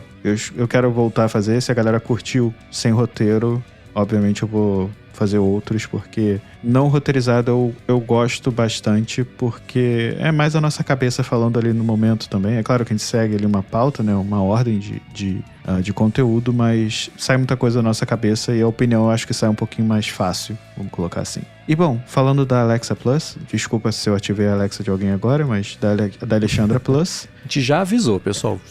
Vira a chavinha aí, senão não tem como. Bom, e como é que foi, né? Eles apresentaram pra gente... A Alexandra Plus não é algo novo no mundo. Ela foi lançada primeiro nos Estados Unidos. Eu fiquei muito feliz de vir aqui pro Brasil logo em seguida, assim. Tem pouco tempo que foi lançada. E aqui no Brasil, eles trouxeram os serviços pra cá. E uma das coisas que eu achei mais legal é que ela entende algumas gírias e sotaques, né? Como eu falei, tinham 3 pessoas diferentes se apresentando. E uma delas falou, por exemplo, ela tava vendo um filme, ela fala, pausa esse trem. Na hora que ela fala, pausa esse trem, ela pausou a série. E eu achei super legal, porque quem é que vai entender quem é trem, né? Algo tão particular. Mas ela entendeu e fez a pausa. E ela entendeu o sotaque de carioca, sotaque mineiro, e tinha uma outra pessoa, não lembro agora de qual região, e ela conseguiu entender todos os sotaques muito bem. Outro ponto que eu achei bem legal da nova Alexandra são as integrações. Então é possível pedir um Uber por ela. Eu já tentei, um spoiler aqui até, eu já tô usando aqui em casa a Alexandra Plus, desde que saiu hoje de manhã. Eu tentei fazer o pedido de um Uber e não consegui. Eu consegui uma vez, mas parece que a integração ainda tá se azeitando e parece que vai ser possível. Para quem tem tela é legal porque você vê todas as opções de carros disponíveis com o preço, mas para quem não tem, quem tem uma EcoDot, por exemplo, ela vai falar as opções de carro e, enfim, é claro que ela vai precisar saber onde você mora, você pode dizer e aí salvar isso em memória, porque esse é um outro ponto legal também. Ela tem memória, então... A partir do momento que você vai criando essa memória da Alexandra, você vai adicionando informações, ela vai ficando mais esperta. Um dos exemplos que eles deram também foi, por exemplo, o rapaz estava fazendo um almoço, né, para a família dele, e uma das pessoas da família era vegetariana. Então ele já tinha adicionado essa informação anteriormente a Alexandra, falado que uma das pessoas da família era vegetariana, e em cima disso ele mudou uma receita que levava leite. A Alexandra vai lá e tira o leite, porque tem uma pessoa na família que é vegetariana e ela sabe dessa informação. Como é que você adiciona a informação? Falando com ela ou então pelo aplicativo. Isso é um outro ponto que eu achei legal também, que ele é bem integrado, né? Ele tem integração com o app, com as ecos e no futuro com a web. Eu inclusive perguntei como é que ele ia se comportar na web, porque eu fiquei muito curioso com os limites que a gente vai ter com essa nova Alexandra. Se ela vai se comportará com o ChatGPT ou mais só como uma assistente virtual, né? E ele falou que ela realmente vai se comportar diferente em cada ambiente. Então, no celular é uma coisa, na Echo é outra e na web é outra. Então, na web ela vai dar muito mais informação porque ela tem toda a possibilidade de adicionar links, imagens e etc. Então, vai ser algo muito maior. E aí, até em cima disso, uma outra pergunta, não lembro qual foi o jornalista que fez a pergunta, vou ficar devendo, mas alguém perguntou qual era o limite de tokens. E inicialmente não tem limite de token. Por isso que eu fiquei muito surpreso, porque dá muito poder na mão das pessoas, né? O que as pessoas vão brincar com a Alexandra? Eu tô bem curioso para ver. Não tem limite de adição de memória. Então, por exemplo, você pode adicionar fotos, PDFs, etc. Não tem um limite, é ilimitado. E não tem limite de gasto de tokens. Então, tem esse ponto positivo também. E o outro ponto, talvez um pouco mais polêmico, e aí até o Tassis do Tecnoblog perguntou sobre isso, foi a questão do preço. Porque ela custa R$199, ou melhor, R$168, ou seja, é o valor do Prime. Então, se você assina o Prime, você tá pagando, você já ganha de graça ali a Amazon Prime, que é R$168 por ano, ou R$19,90 por mês. Se você quiser assinar só a Alexandra Plus, é R$99 por mês. Então, é um valor que basicamente fala para você assinar o Prime, porque R$99 por mês, em 2 meses você assina o Amazon Prime e tem acesso de graça, muito entre aspas, é claro, mas de graça a nova Alexandra. Para testar, você tem que pedir para ela para entrar na fila de espera. Eles estão liberando gradualmente. É o mesmo caso da Apple, né? Tá em beta, não tem acesso para todo mundo. Eu senti também uma certa lentidão em algumas respostas. Provavelmente porque tá em beta e eles estão liberando bem aos poucos. A ideia é liberar para todo mundo até o final do ano, mas eles não cravaram essa informação, eles deixaram isso em aberto. Mas você pode pedir para entrar na fila de espera, em algum momento ser selecionado para entrar, ou o caminho mais rápido é comprar uma nova Echo. E as novas Echoes já estão vindo com a Alexandra Plus. É a forma mais fácil. E, enfim, eu já tô brincando com ela aqui em casa, já fiz algumas perguntinhas. E um outro ponto interessante. Eles falaram que a nova Alexandra trabalha com mais de 70 modelos de IA diferentes. Eles falaram já que esse valor chegou a 80 modelos. E tem modelos rodando localmente para processar informações, por exemplo, de luz, casa inteligente. É um modelo local que roda dentro da Alexa. Quero voltar um pouquinho e perguntar ainda sobre o esquema da vinda pra cá, né? Você falou que você comprou um microfone novo, eu tenho certeza que um bando de gente falou, nossa, como é que foi, né? De desempenho e etc. Você mostrou pra gente o estojinho que tem lá uns... Sim. Umas coresinhas que você consegue acoplar, uma coisa dessa. E na semana passada, a gente tava até gravando com o Guanabara, abraço pra ele, e antes da gravação ele já deu umas dicas de lapela, no microfone de lapela, o que ele usava e etc. Eu queria entender como é que foi, né? O desempenho pra você, o que você achou de qualidade de gravação, sei lá, autonomia de bateria, o uso mesmo, mini review. Só para deixar claro, para o pessoal não ficar confuso, agora estamos falando do microfone que ele usou para gravar o vídeo, não da qualidade da Alexa.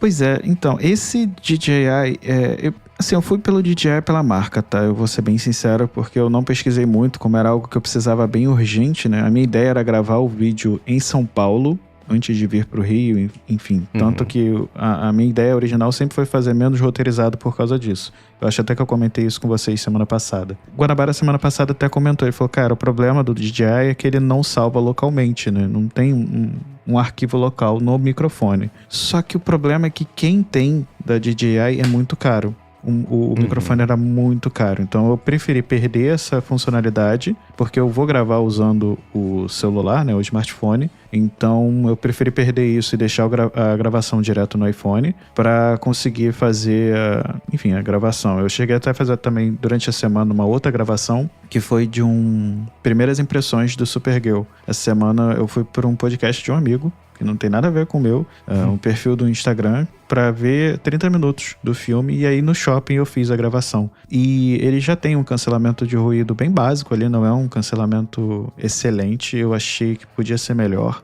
Eu esperava um pouquinho mais desse cancelamento, mas talvez eu tivesse que melhorar um pouquinho ali. Ele tem algumas opções, né, de cancelamento, talvez eu tenha que aumentar. Ele tem alguns presets de áudio também, mas eu não tive muito tempo de brincar. Mas quanto à bateria, eu achei muito boa, assim, o tempo que eu usei, eu gravei aqui quase 30 minutos e não gastou a bateria. A caixinha também tem uma bateria enorme, né, porque a caixinha inteira é uma bateria. Mas acho que o que mais surpreendeu nesse microfone, que eu até comentei com vocês ali em off, foi a quantidade de coisas que vem na caixa dele. Você abre e tem o estojinho bonitinho para você guardar a caixinha. Você tem eu sempre me foge o nome dessa espuminha que coloca por cima, alguma coisa gato. É a espuminha de proteção de vento. Tipo, parece um rabo de gato. Eu conheço como Priscila. Priscila é a primeira vez. Eu só conheço como alguma coisa de gato, acho que é... Enfim. Nem ideia. Enfim, ele vem com isso dali já instalado. Esse modelo que eu comprei, como é a segunda versão, ele é todo customizado, então a capinha dele, você muda a cor, então ele vem um estojinho que parece um arco-íris, com várias tampinhas, com várias... Isso, Dead Cat. A Mari falou aqui nos comentários do YouTube. Obrigado. Mas Priscila é melhor, eu prefiro Priscila. Priscila é melhor, verdade. Eu vou passar a usar Priscila agora. E ele vem com um estojinho muito bonitinho, com várias tampinhas que você troca à frente do microfone. E é bem bonitinho, várias cores, ele parece um arco-íris da Apple. E aí você consegue personalizar ele. Ele tem também o receptor, que é um receptor USB, e aí até o Gustavo semana passada falou que ele acha muito grande esse receptor, e eu concordo. Tem a opção de você conectar diretamente via Bluetooth, mas já que tem a opção de usar o receptor, eu estou usando para testar, até para ver diferença. E eu acho que é isso. É muita coisa na caixa. E inclusive hoje, quando eu tirei ele aqui para fazer a gravação, caiu outra tampinha dessas de algum lugar aqui de dentro do saquinho, que veio uma tampinha preta, eu não tinha visto. Tem um parzinho, se você quiser mais monocromático, né? Mas sem tantas cores, você pode usar um parzinho de tampinhas pretas. Então é um baita microfone. Realmente a DJI já tinha ouvido falar muito bem e me surpreendeu. O aplicativo é bem básico, mas é o básico que funciona. Não tive o que reclamar também. Eles têm até uns cursos de como usar o microfone, como usar a câmera. Depois eu vou brincar mais um pouquinho. Mas tô surpreso. Muito surpreso positivamente com esse microfone. Excelente. E chegou rápido, né? Que você tava na dúvida se comprava não, etc. E na segunda-feira você mudou, então. Chegou. Rapidinho. Sim, eu comprei no Mercado Livre. Isso não é um propaganda, mas eu comprei pelo Mercado Livre e chegou 2 dias depois. Muito rapidinho. Eu tava em dúvida se eu comprava o primeiro ou o segundo, mas eu fui naquela de... Prefiro comprar o segundo e pagar um pouquinho mais caro, mas ter talvez uma vida útil maior de atualizações, etc, etc, etc. E também por causa das cores. Eu tenho que admitir que eu gostei, achei legal essa ideia de poder trocar, né, o microfone ali com a corzinha. Eu lembro quando chegou o Rambo, achou que fosse um estúdio de maquiagem pelas cores e o tamanho e o formato. Mas foi legal. E você já teve tempo de usar e testar, você deu suas primeiras impressões da gravação do vídeo. A gente pode deixar a gravação do vídeo pra fazer aqui no pós-ADT, pra quem... Sim. Nossos clientes Platinum, a gente fala sobre isso. Mas quero entender de uso mesmo, né? E você, o quê? 24 horas também tá com acesso à carangueja. Então você já pôde fazer uma espécie de comparação, né? Pois é. Então, ontem, quando eu cheguei no Rio de Janeiro, foi muito engraçado, porque eu mandei mensagem pra vocês, eu tirei o celular, o smartphone do modo avião, aí eu fui mandar mensagem pra vocês, eu olhei assim, tinha um novo aplicativo. Eu falei, que aplicativo é esse? Aí veio rápido, a Siri. E eu tava na fila há um tempão, reclamando todo dia com vocês que eu tava na fila. E aí eu comecei a usar já ali no aeroporto. Uma coisa que é legal... Eu, sem querer, falei com ela em português, escrevendo, e ela entendeu. Ela não entende o áudio em português, mas escrevendo em português ela entendeu. Mas... E uma coisa que eu tentei logo de cara, mas eu fui influenciado pela Alexandra Plus, pela apresentação. Eu fui tentar pedir o Uber pela carangueja. E aí, obviamente, eu não consegui, porque não tem integração nenhuma. Mas, assim, eu achei a carangueja muito... Ela tá realmente lenta, mas ela faz o que eu esperava. Eu pedi, por exemplo, para ela procurar... eu não disse aonde, nem como, nem porquê. Eu só falei para ela procurar o comprovante de compra de um apoio que eu fiz de um jogo RPG que o Jovem Nerd lançou. Só que como eles lançaram isso, acho que ano passado, ano retrasado, já tinha muito tempo, e eu queria ver qual tinha sido o tier da minha compra, né? Qual nível, que eu não lembrava mais. E ela achou bonitinho, ela falou, não, você comprou tal pacote e você fez o upgrade na data tal, no valor tal. E ela acertou tudo bonitinho com o link pro e-mail. Então eu não precisei falar, procure no meu e-mail. Não, eu falei, só joguei pra ela, falei, isso não vai funcionar nunca. E funcionou. Então já foi uma experiência positiva. Como eu falei, essa parte de falar em português com ela escrevendo também foi bem positivo, achei interessante. Mas eu tenho usado ela em inglês e tá me surpreendendo. Assim, tudo que eu tenho perguntado pra ela funciona bem.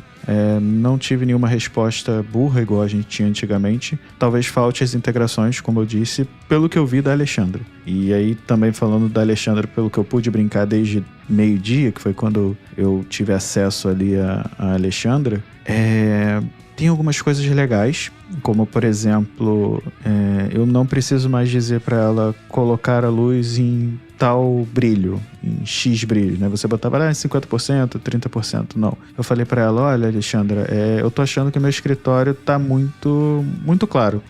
A luz tá muito forte e... Enfim, é isso. Eu terminei a frase, ela foi lá e diminuiu. Aí eu falei, não, continua muito claro. Ela foi lá e desligou a luz. Eu falei, não, agora tá muito escuro.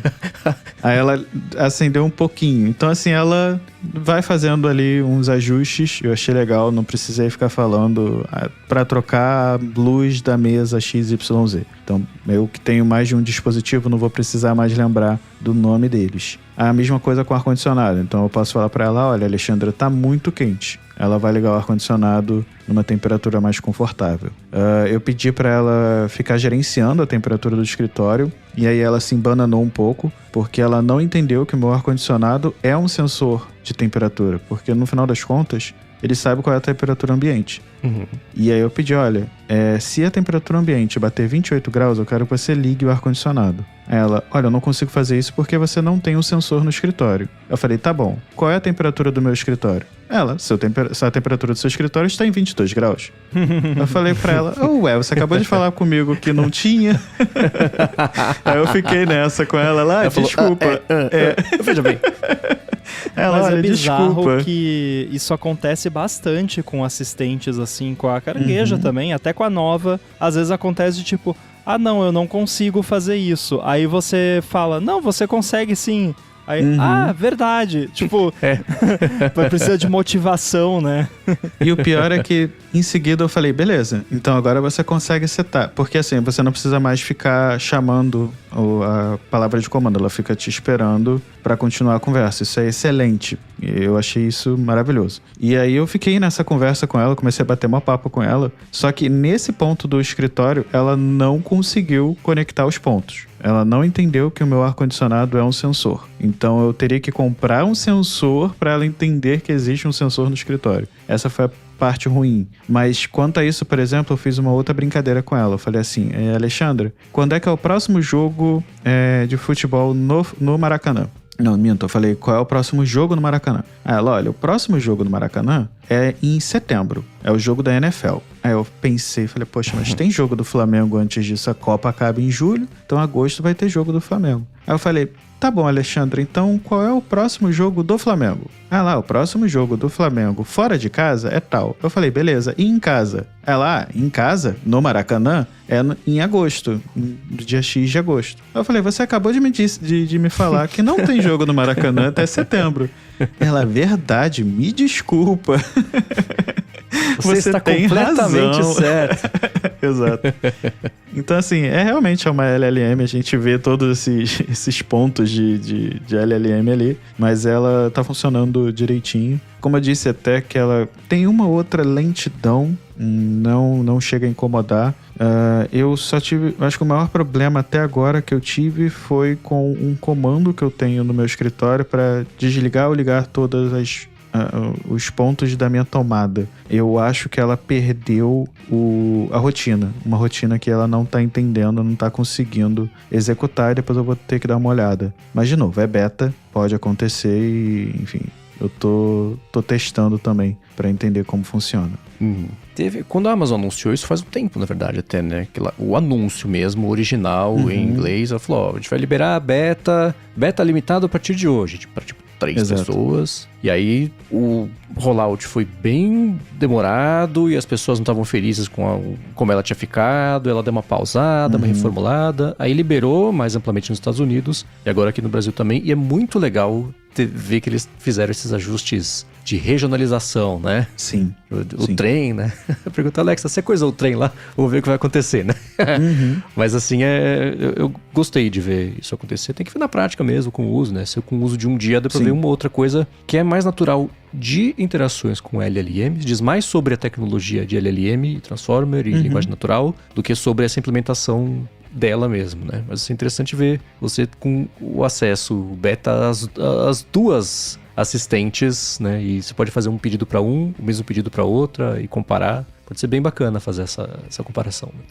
Eu percebi que ela tem alguns probleminhas de integração com o que já existia, né? Por exemplo, eu fui pedir uma música específica no Apple Music, ela não entendeu de jeito nenhum. Ela só toca a minha rádio. Ela, não, estou tocando a sua rádio no Apple Music. Eu falei, não, eu quero a música tal. Ah, tá bom, eu estou tocando a rádio. Então, assim, eu não sei se o problema agora é do lado da Apple, que vai ter que fazer o update no aplicativo, na integração com a Alexandra, se é um problema da Alexandra. Eu até depois eu vou ver se a gente tem como reportar esses pontos. Deve ter algum canal de report. Mas sim, esse teste começou bem recentemente. Eles até comentaram, acho que tem um mês mais ou menos, que saiu uma reportagem até do Tecnoblog que tinha chegado no Brasil, 1 ou 2 pessoas tinham acesso. E aí eu até perturbei o pessoal da Amazon, falei, vem cá, quer me liberar não? Ela falou, não pode e tal, não sei o que, mas agora eu consegui. Mas sim, é algo bem recente aqui e eles falaram que ainda vai demorar. Eles não deram um prazo final para todo mundo receber a novidade. A parte web também é uma que eles deixaram bem claro, olha, não tem prazo, mas o que eu achei mais... O que eles estão mais animados, que eu percebi, são realmente essas integrações, o que eu acho que pode ser a diferença da Alexandra para outras assistentes parecidas, porque eles já tinham muitas integrações antes, então eles têm essas parcerias, eles mostraram lá um slide com nomes grandes, como por exemplo a Gol. Você falou até do exemplo de comprar passagem, quase bateu na trave o que eles falam, Gol, Uber, tá tudo ali, tem compra de ingresso também. Tem aquele de sempre, né? Você tá escutando uma música, quando é que esse cantor vai fazer show no Brasil? Coloca no meu calendário. Isso é um outro ponto. Ela funciona muito bem se você tiver todas as integrações. Então, pela primeira vez hoje eu habilitei o meu Gmail. Falei, vai, vou botar aqui meu Gmail, acessa, é tudo seu. Mas enfim, para ter acesso a tudo, precisava dessas integrações. Né? Tá. Pergunta pra Alexa quando que o cantor vem no Brasil e faz um skill que se não tiver turnê prevista, você já tuita na hora. Please come to Brazil, já vai automático. Cria uma rede de bots, né? Exato, né? Legal. E o que eu gostei muito é desse lance da compatibilidade ser bem ampla, né? Bem abrangente, porque é, pelo que eu entendo, 100% baseado em nuvem. Tem nada rodando local nas caixinhas, né? Eles falam que tem um modelo local pequeno, um modelo menor, mas eu duvido muito que seja algo realmente local, assim, um LLM. Eu acredito que seja algo legado, vamos colocar dessa forma. O que é o tradicional mesmo, que o LLM seria o grande, tem os SLMs que são os pequenos, tem os que eu batizei de TLMs, que são os Tiny Language Models, que são os naniquinhos, né? E no fim das contas, o tamanho do modelo é meio relativo de acordo com o tempo, né? Quanto maiores forem ficando os modelos, o que é gigante hoje fica pequeno por comparação, né? Você pega o modelo pequeno hoje de, 20 bilhões de parâmetros, era bastante, né? Na época do GPT-3. Isso muda um pouquinho mesmo, né? Mas o lance de muita gente ter acesso é bacana e vai na contramão de, desativar Kindle. Exato. É um negócio com Wi-Fi e download de PDF e de EPUB. Como assim vai parar de funcionar? Mas ela fez um corte, né? Então legal que, pelo menos por enquanto, vai ter essa abrangência. E precisa ter essa abrangência, afinal, é um mercado bem concorrido e não é como se eles estivessem nadando de braçada, né? Assim, a boa notícia que eu posso dar quanto a isso é que aqui em casa eu tenho 3 Alexandras. Eu tenho uma com tela, de 2015, se eu não me engano, 2016, não lembro exatamente agora, de quanto é, de 5 polegadas. Posso ter falado besteira do ano agora, tá? Mas é uma das primeiras versões com tela que foi lançada por aqui e tá funcionando. Inclusive, esse modelo tinha problema para me ouvir. Eu brincava que era a Alexandra surda aqui de casa, porque ela não me ouvia de jeito nenhum. E agora tá me ouvindo muito bem. Ela fica até atrás de mim aqui no escritório. Eu tive que mutar ela, porque hoje gravando, ela toda hora achava que era com ela alguma coisa. Então eu desativei, deixei ela desativada aqui por enquanto. E eu tenho o modelo Echo Dot, que se eu não me engano foi a primeira ou segunda geração que veio pro Brasil, porque eu lembro que esse modelo eu ganhei numa ação que eles fizeram para a criação de skills. Foi até quando eu comentei aqui com vocês, né, que eu tenho umas skills da Alexandra, e aí essa Echo Dot é uma das primeiras que tinha, e eu ganhei, eu ainda uso, funciona muito bem, inclusive, e me ouve muito bem. E eu tenho uma mais recente, que é nesse formato de bolinha na sala, que tem até a hora que fica passando ali com um displayzinho de LED. Mas as 3 estão funcionando muito bem, inclusive o modelo mais antigo. Então, eles falaram, né, que são 98% dos produtos que foram vendidos no Brasil vão ser compatíveis, e ela chegou a comentar assim que a primeira geração tinha algumas exceções. Eu tô bem curioso para ver essa lista, para ver qual é essa geração que ficou de fora, mas até agora eu não vi ninguém reclamando, então acho que é uma boa notícia. Então, saldo majoritariamente positivo, de primeiras impressões, pelo menos. Sim, bem positivo, e prometo falar mais nas próximas semanas e quem sabe fazer um comparativo da Alexandra com a Carangueja. Boa. Esse é um bom vídeo, inclusive, também. Sim, exato. Só dá trabalho, nossa. Cara, vídeo é uma outra besta. É muito diferente de gravar áudio. Áudio a gente só grava. Você corta, tá tudo certo. Vídeo... não é pra mim não. Admiro quem vive disso. Bom, quem também tiver recebido acesso, gigahertz.fm/feedback. Review, semi-review, impressões dadas. Vamos pro Alô DT. Parte que você que tá escutando pode interagir com a gente mandando perguntas, comentários, quer saber o que a gente acha sobre alguma coisa, quer, assim, assistência técnica tem o Google, tem ChatGPT, mas outro tipo de perguntas é só mandar. Foi isso que o Yuri fez. Falou o seguinte: vocês já testaram despertador solar, entre aspas, que vai te acordando com uma simulação do amanhecer? Isso funciona? Fiquei curioso, porque a Philips Hue tem um modelo caríssimo. Já testaram algo assim? Não, mas é o tipo de coisa que eu olhei quando eu li isso, eu falei, nossa, mas isso é coisa de filme, né? Mas eu pensei ao mesmo tempo, poxa, eu quero. Quero muito. Olha, eu vou falar que eu nunca testei pessoalmente, mas eu conheço uma pessoa que tinha muita dificuldade pra acordar de manhã cedo. E aí, como essa pessoa mexe com eletrônica, foi lá e fez o próprio despertador que ligava a luz do quarto. E, segundo relatos, funciona.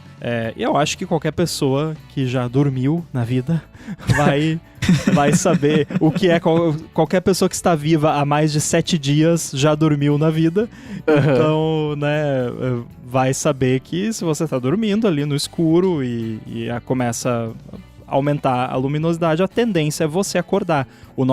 Todo o nosso ciclo do sono é baseado em luz. A Bia com certeza saberia falar muito melhor sobre isso, né? Assim, também não é todo, né? Mas boa parte dos sinais do corpo estão relacionados com a luminosidade. Por isso que tem o lance de não ficar mexendo no celular antes de dormir, de não ficar com o cara na tela, com luz e tudo. Mas, pela minha experiência, eu acho que funcionaria bem pra mim também. Eu sou daquelas pessoas que gosta de blackout pra dormir. Eu sei que não é necessariamente o mais recomendado, mas teve vezes na minha vida em que eu estava, tipo, em algum lugar onde eu ia dormir relativamente cedo e acordava com a luz do sol de manhã, porque não tinha blackout ou era um lugar que a luz entrava. E sabe que parece que a gente acorda melhor?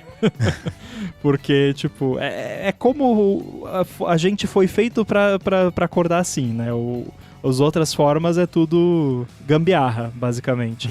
Agora, falando em gambiarra, já que o Yuri falou que esse negócio aí da Philips é caríssimo, eu acho que não precisa disso aí não, né? Qualquer coisa, se você tem qualquer coisa smart, tipo a Alexandra ou então uma carangueja, você tem um home... Eu, por exemplo, tenho a iluminação do quarto é toda HomeKit. Eu poderia criar uma automação ali nos atalhos. Quando tocar o meu despertador, liga a luz do quarto. Poderia. E poderia até botar, como eu tenho a Philips a Strip ali, o LED, aumenta um pouquinho a cada minuto, tal hora, né? Daria pra fazer isso também. Mas como eu não acordo com o meu despertador, é raro, tipo, eu acordo meia hora antes, sempre. A minha vida inteira sempre foi assim. Então, pra mim, não faz diferença. E, na real, eu gosto muito do despertador do Apple Watch, que eu durmo de Apple Watch, e aquela despertada que ele só dá uma cutucadinha, assim, parece que tem alguém te cutucando, assim, no pulso. Pra mim, no punho, desculpe os médicos, os ortopedistas. Pra mim é o melhor despertador, assim. É o despertador que eu não acordo pulando de susto e é gentil, assim. Inclusive, você falou de outros dispositivos que podem fazer isso. Eu tenho uma lâmpada na minha mesa, da Positivo, que tem o tom amarelo. Obviamente, não deve ser específico de amanhecer, nem nada do tipo, mas você consegue simular com tom amarelo, com temperatura amarela. Então, e ela custa R$60. Na promoção você consegue a 50. De novo, não é propaganda, mas é um produto que eu tenho já há pelo menos 5, 6 anos e funciona muito bem. E tem integração com a Alexandra. Não tem integração com o HomeKit, mas se você tem o ecossistema da Alexandra em casa ou do Google, vai funcionar muito bem. Pra mim, a vida inteira, dos 0 até os 30 e alguns anos, 33, por aí, 4, eu não tinha cortina na janela do quarto, porque na infância eu não tinha, aí na adolescência, no apartamento que mudou, eu também não tinha, passei a morar sozinho e tudo é caverna, né? Essa é a minha realidade, o que eu conheço é isso, então não ia colocar cortina no quarto, porque cortina no quarto não tem, não preciso, nunca usei. E quando eu saí da casa dos meus pais e fui morar num apartamento alugado, namorava com uma menina que também não sentia falta de ter a cortina no quarto. Então, beleza. Aí, quando eu comecei a sair com a Larissa, que ela passou a dormir na minha casa, falou, cara, por que não tem cortina no quarto? Fica claro cedo. Aí eu falei, sim. Aí eu botei uma cortina, que é exatamente a cortina que quem tá vendo aqui a gravação, que aparece aqui no cantinho de rolô, né? Que tem a cordinha que você puxa e fecha. Então, não era aquele blackout, mas já dava a luz ficava difusa de manhã, né? Não batia pelo menos de cara ali na janela e já fez uma diferença. Falei, cara, não é que é melhor mesmo? E aí, eu e a Larissa nos mudamos para um apartamento nosso e a gente colocou um blackout total. E que revelação, cara. Pra mim é muitíssimo melhor e mais confortável dormir e acordar no breu absoluto. E aí entra um pouco daquilo de como é que tá a temperatura e a sensação térmica, sabe? Eu sei que o Rafinha Bastos é um cara que falou uma bobagem lá atrás, mas ele tem uma piada que é muito boa. Ele fala sobre isso, que ele fala, cara, o que importa a temperatura de verdade? O que me importa é a sensação térmica. Eu não tô plantando milho pra essa temperatura. É o que eu tô sentindo, né? E ele fala, em Nova York, né? Temperatura 2 graus, sensação térmica menos 12. E você se veste pra essa temperatura da sensação, né? E pra mim eu acho que é um pouco disso da sensação que você acorda. Pode ser que cientificamente o nosso cérebro reptiliano foi programado pela evolução por milhões de anos pra acordar com o ciclo do sol. Eu me sinto muito melhor acordando no escuro do que ir amanhecendo com o dia, sabe? E nas vezes em que a gente dorme aqui com ou a cortina não puxada, né? Fica só com a veneziana fechada. Ou então é uma suíte, no banheiro tem uma janela. Ou a gente dorme com a porta do banheiro aberta, que entra a luminosidade... Não. Eu já acordo de mau humor. Não. Agora a gente vai ter uma intervenção aqui. Como que você dorme com a porta do banheiro aberta? Eu vi um TikTok recentemente, alguém falando sobre isso, e eu nunca tinha parado pra pensar nisso, mas é um banheiro usado exclusivamente pra banho. Não, tudo bem, mas eu tenho esse faniquito de tipo, não pode ter nenhuma porta aberta quando eu vou dormir. A porta do quarto tem que estar fechada, a porta do armário tem que estar fechada, a porta do banheiro da suíte tem que estar fechada. Não interessa se é pra tomar banho, se é pra privada, vai ter que estar... Portas têm que estarem fechadas quando você vai dormir.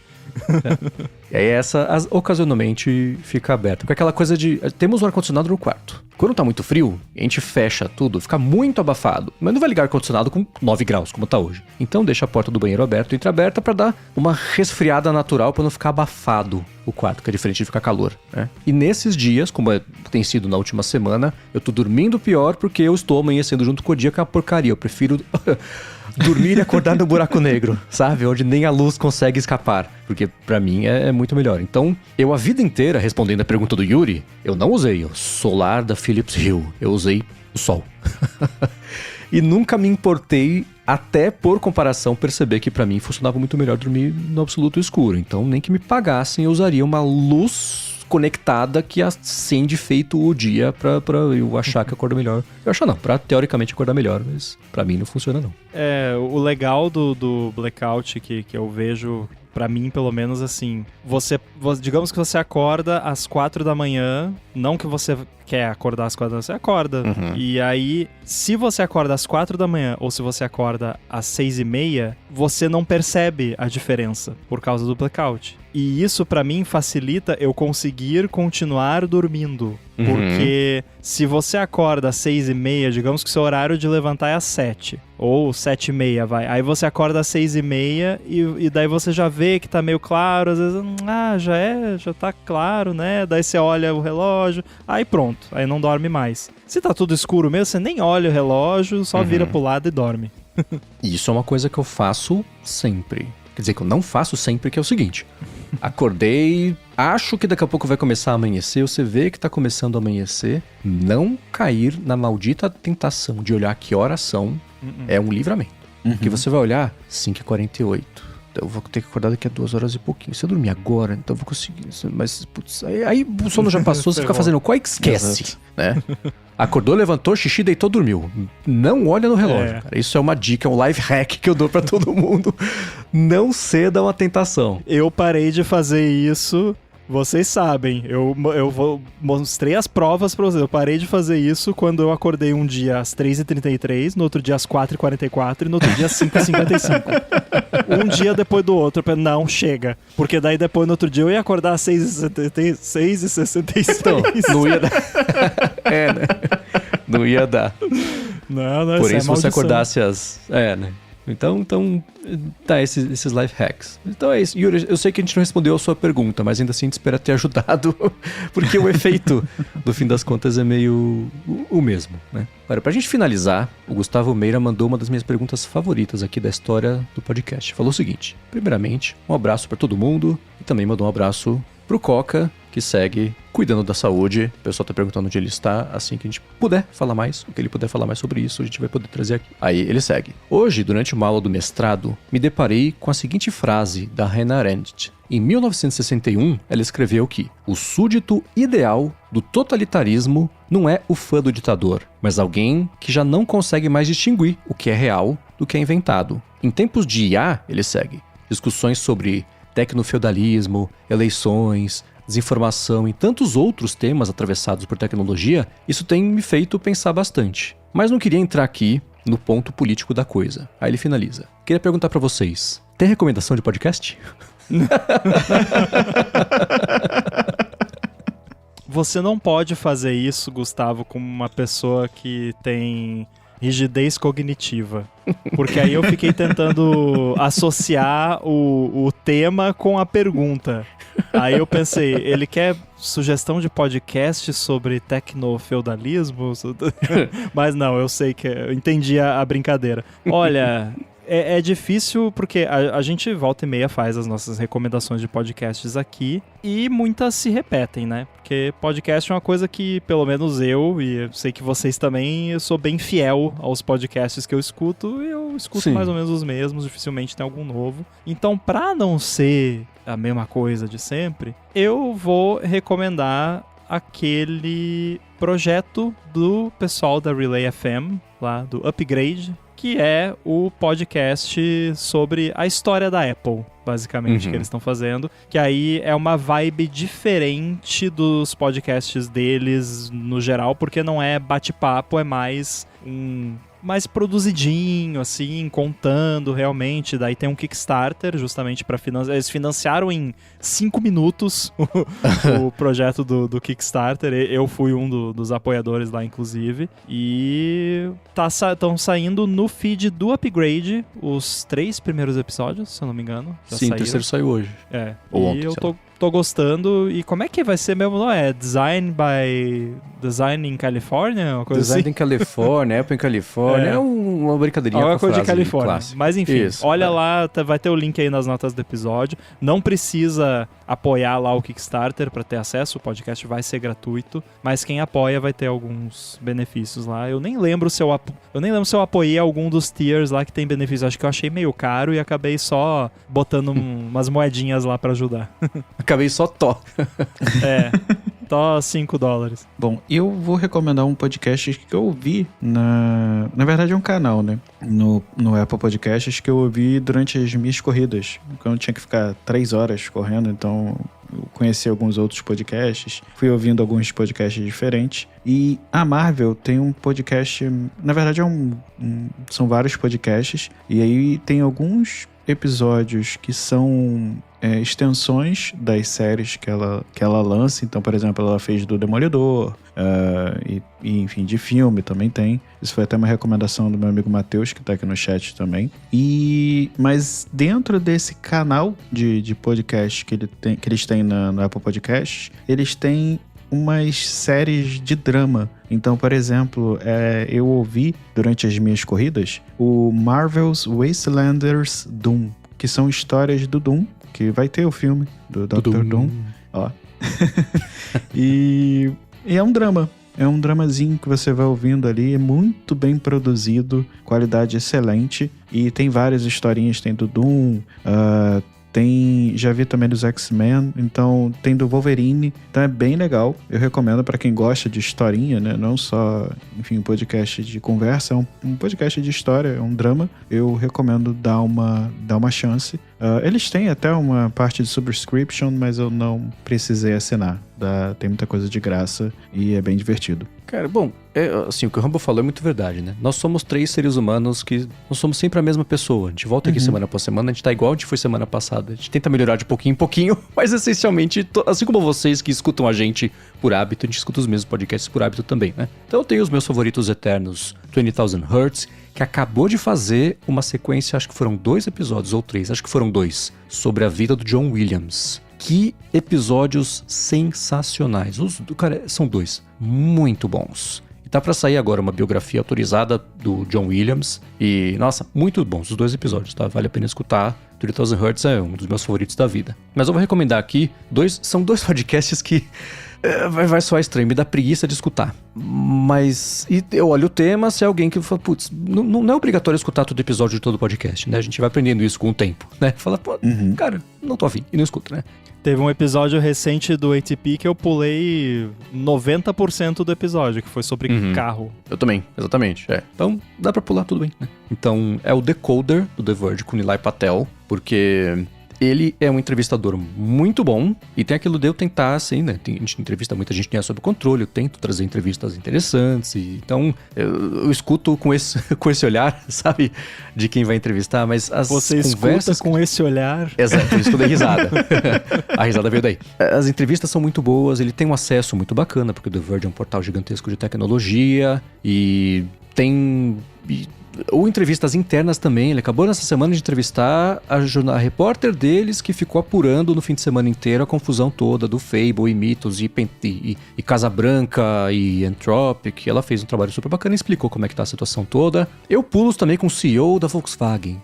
Por que não tem CarPlay? Cara, dane-se, eu pulo. Mas, tirando isso, são entrevistas sempre bacanas, interessantes. É aquilo que, assim, dá preguiça de escutar, às vezes, mas toda vez que eu termino, eu falo, cara, que bom que eu não pulei. Que bom que eu escutei, sabe? Esse é um deles. E tem um que tem a mesma pegada também, é o Possible, que é do Reid Hoffman, que é um dos fundadores do LinkedIn. E... ele também tem um acesso ao pessoal de VC Capital de Venture Capital ou VC. E o lance era sempre foi sobre IA, assim, se der certo, o que vai ser bom de usar IA, né? E, claro, passa por...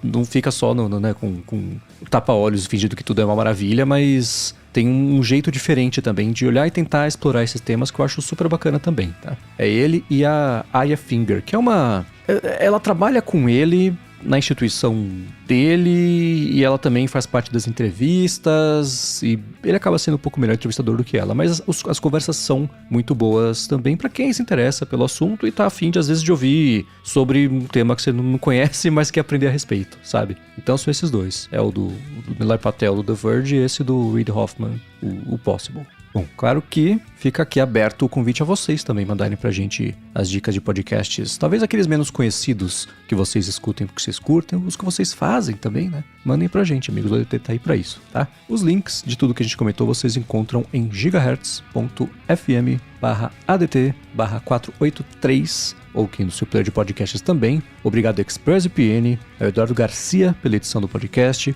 a vocês que deixam reviews, avaliações, que comentam, que recomendam também o ADT. E obrigado a vocês, Rambo e Giva, por mais uma copresnetação de um episódio. Bom, e pra falar comigo é só ir no @Arthur_Givigir no Instagram ou no Threads e às terças e quintas-feiras lá no Bom Dia Tech. Eu tô lá no mastodon.social, @inside, apresento também o Olá Mundo aqui na Gigahertz. Boa, sou MVC Mendes, apresento por aqui o Área de Trabalho e também o A Fonte, apresento pra Loura o IA sob controle e escrevo pro 9to5Mac.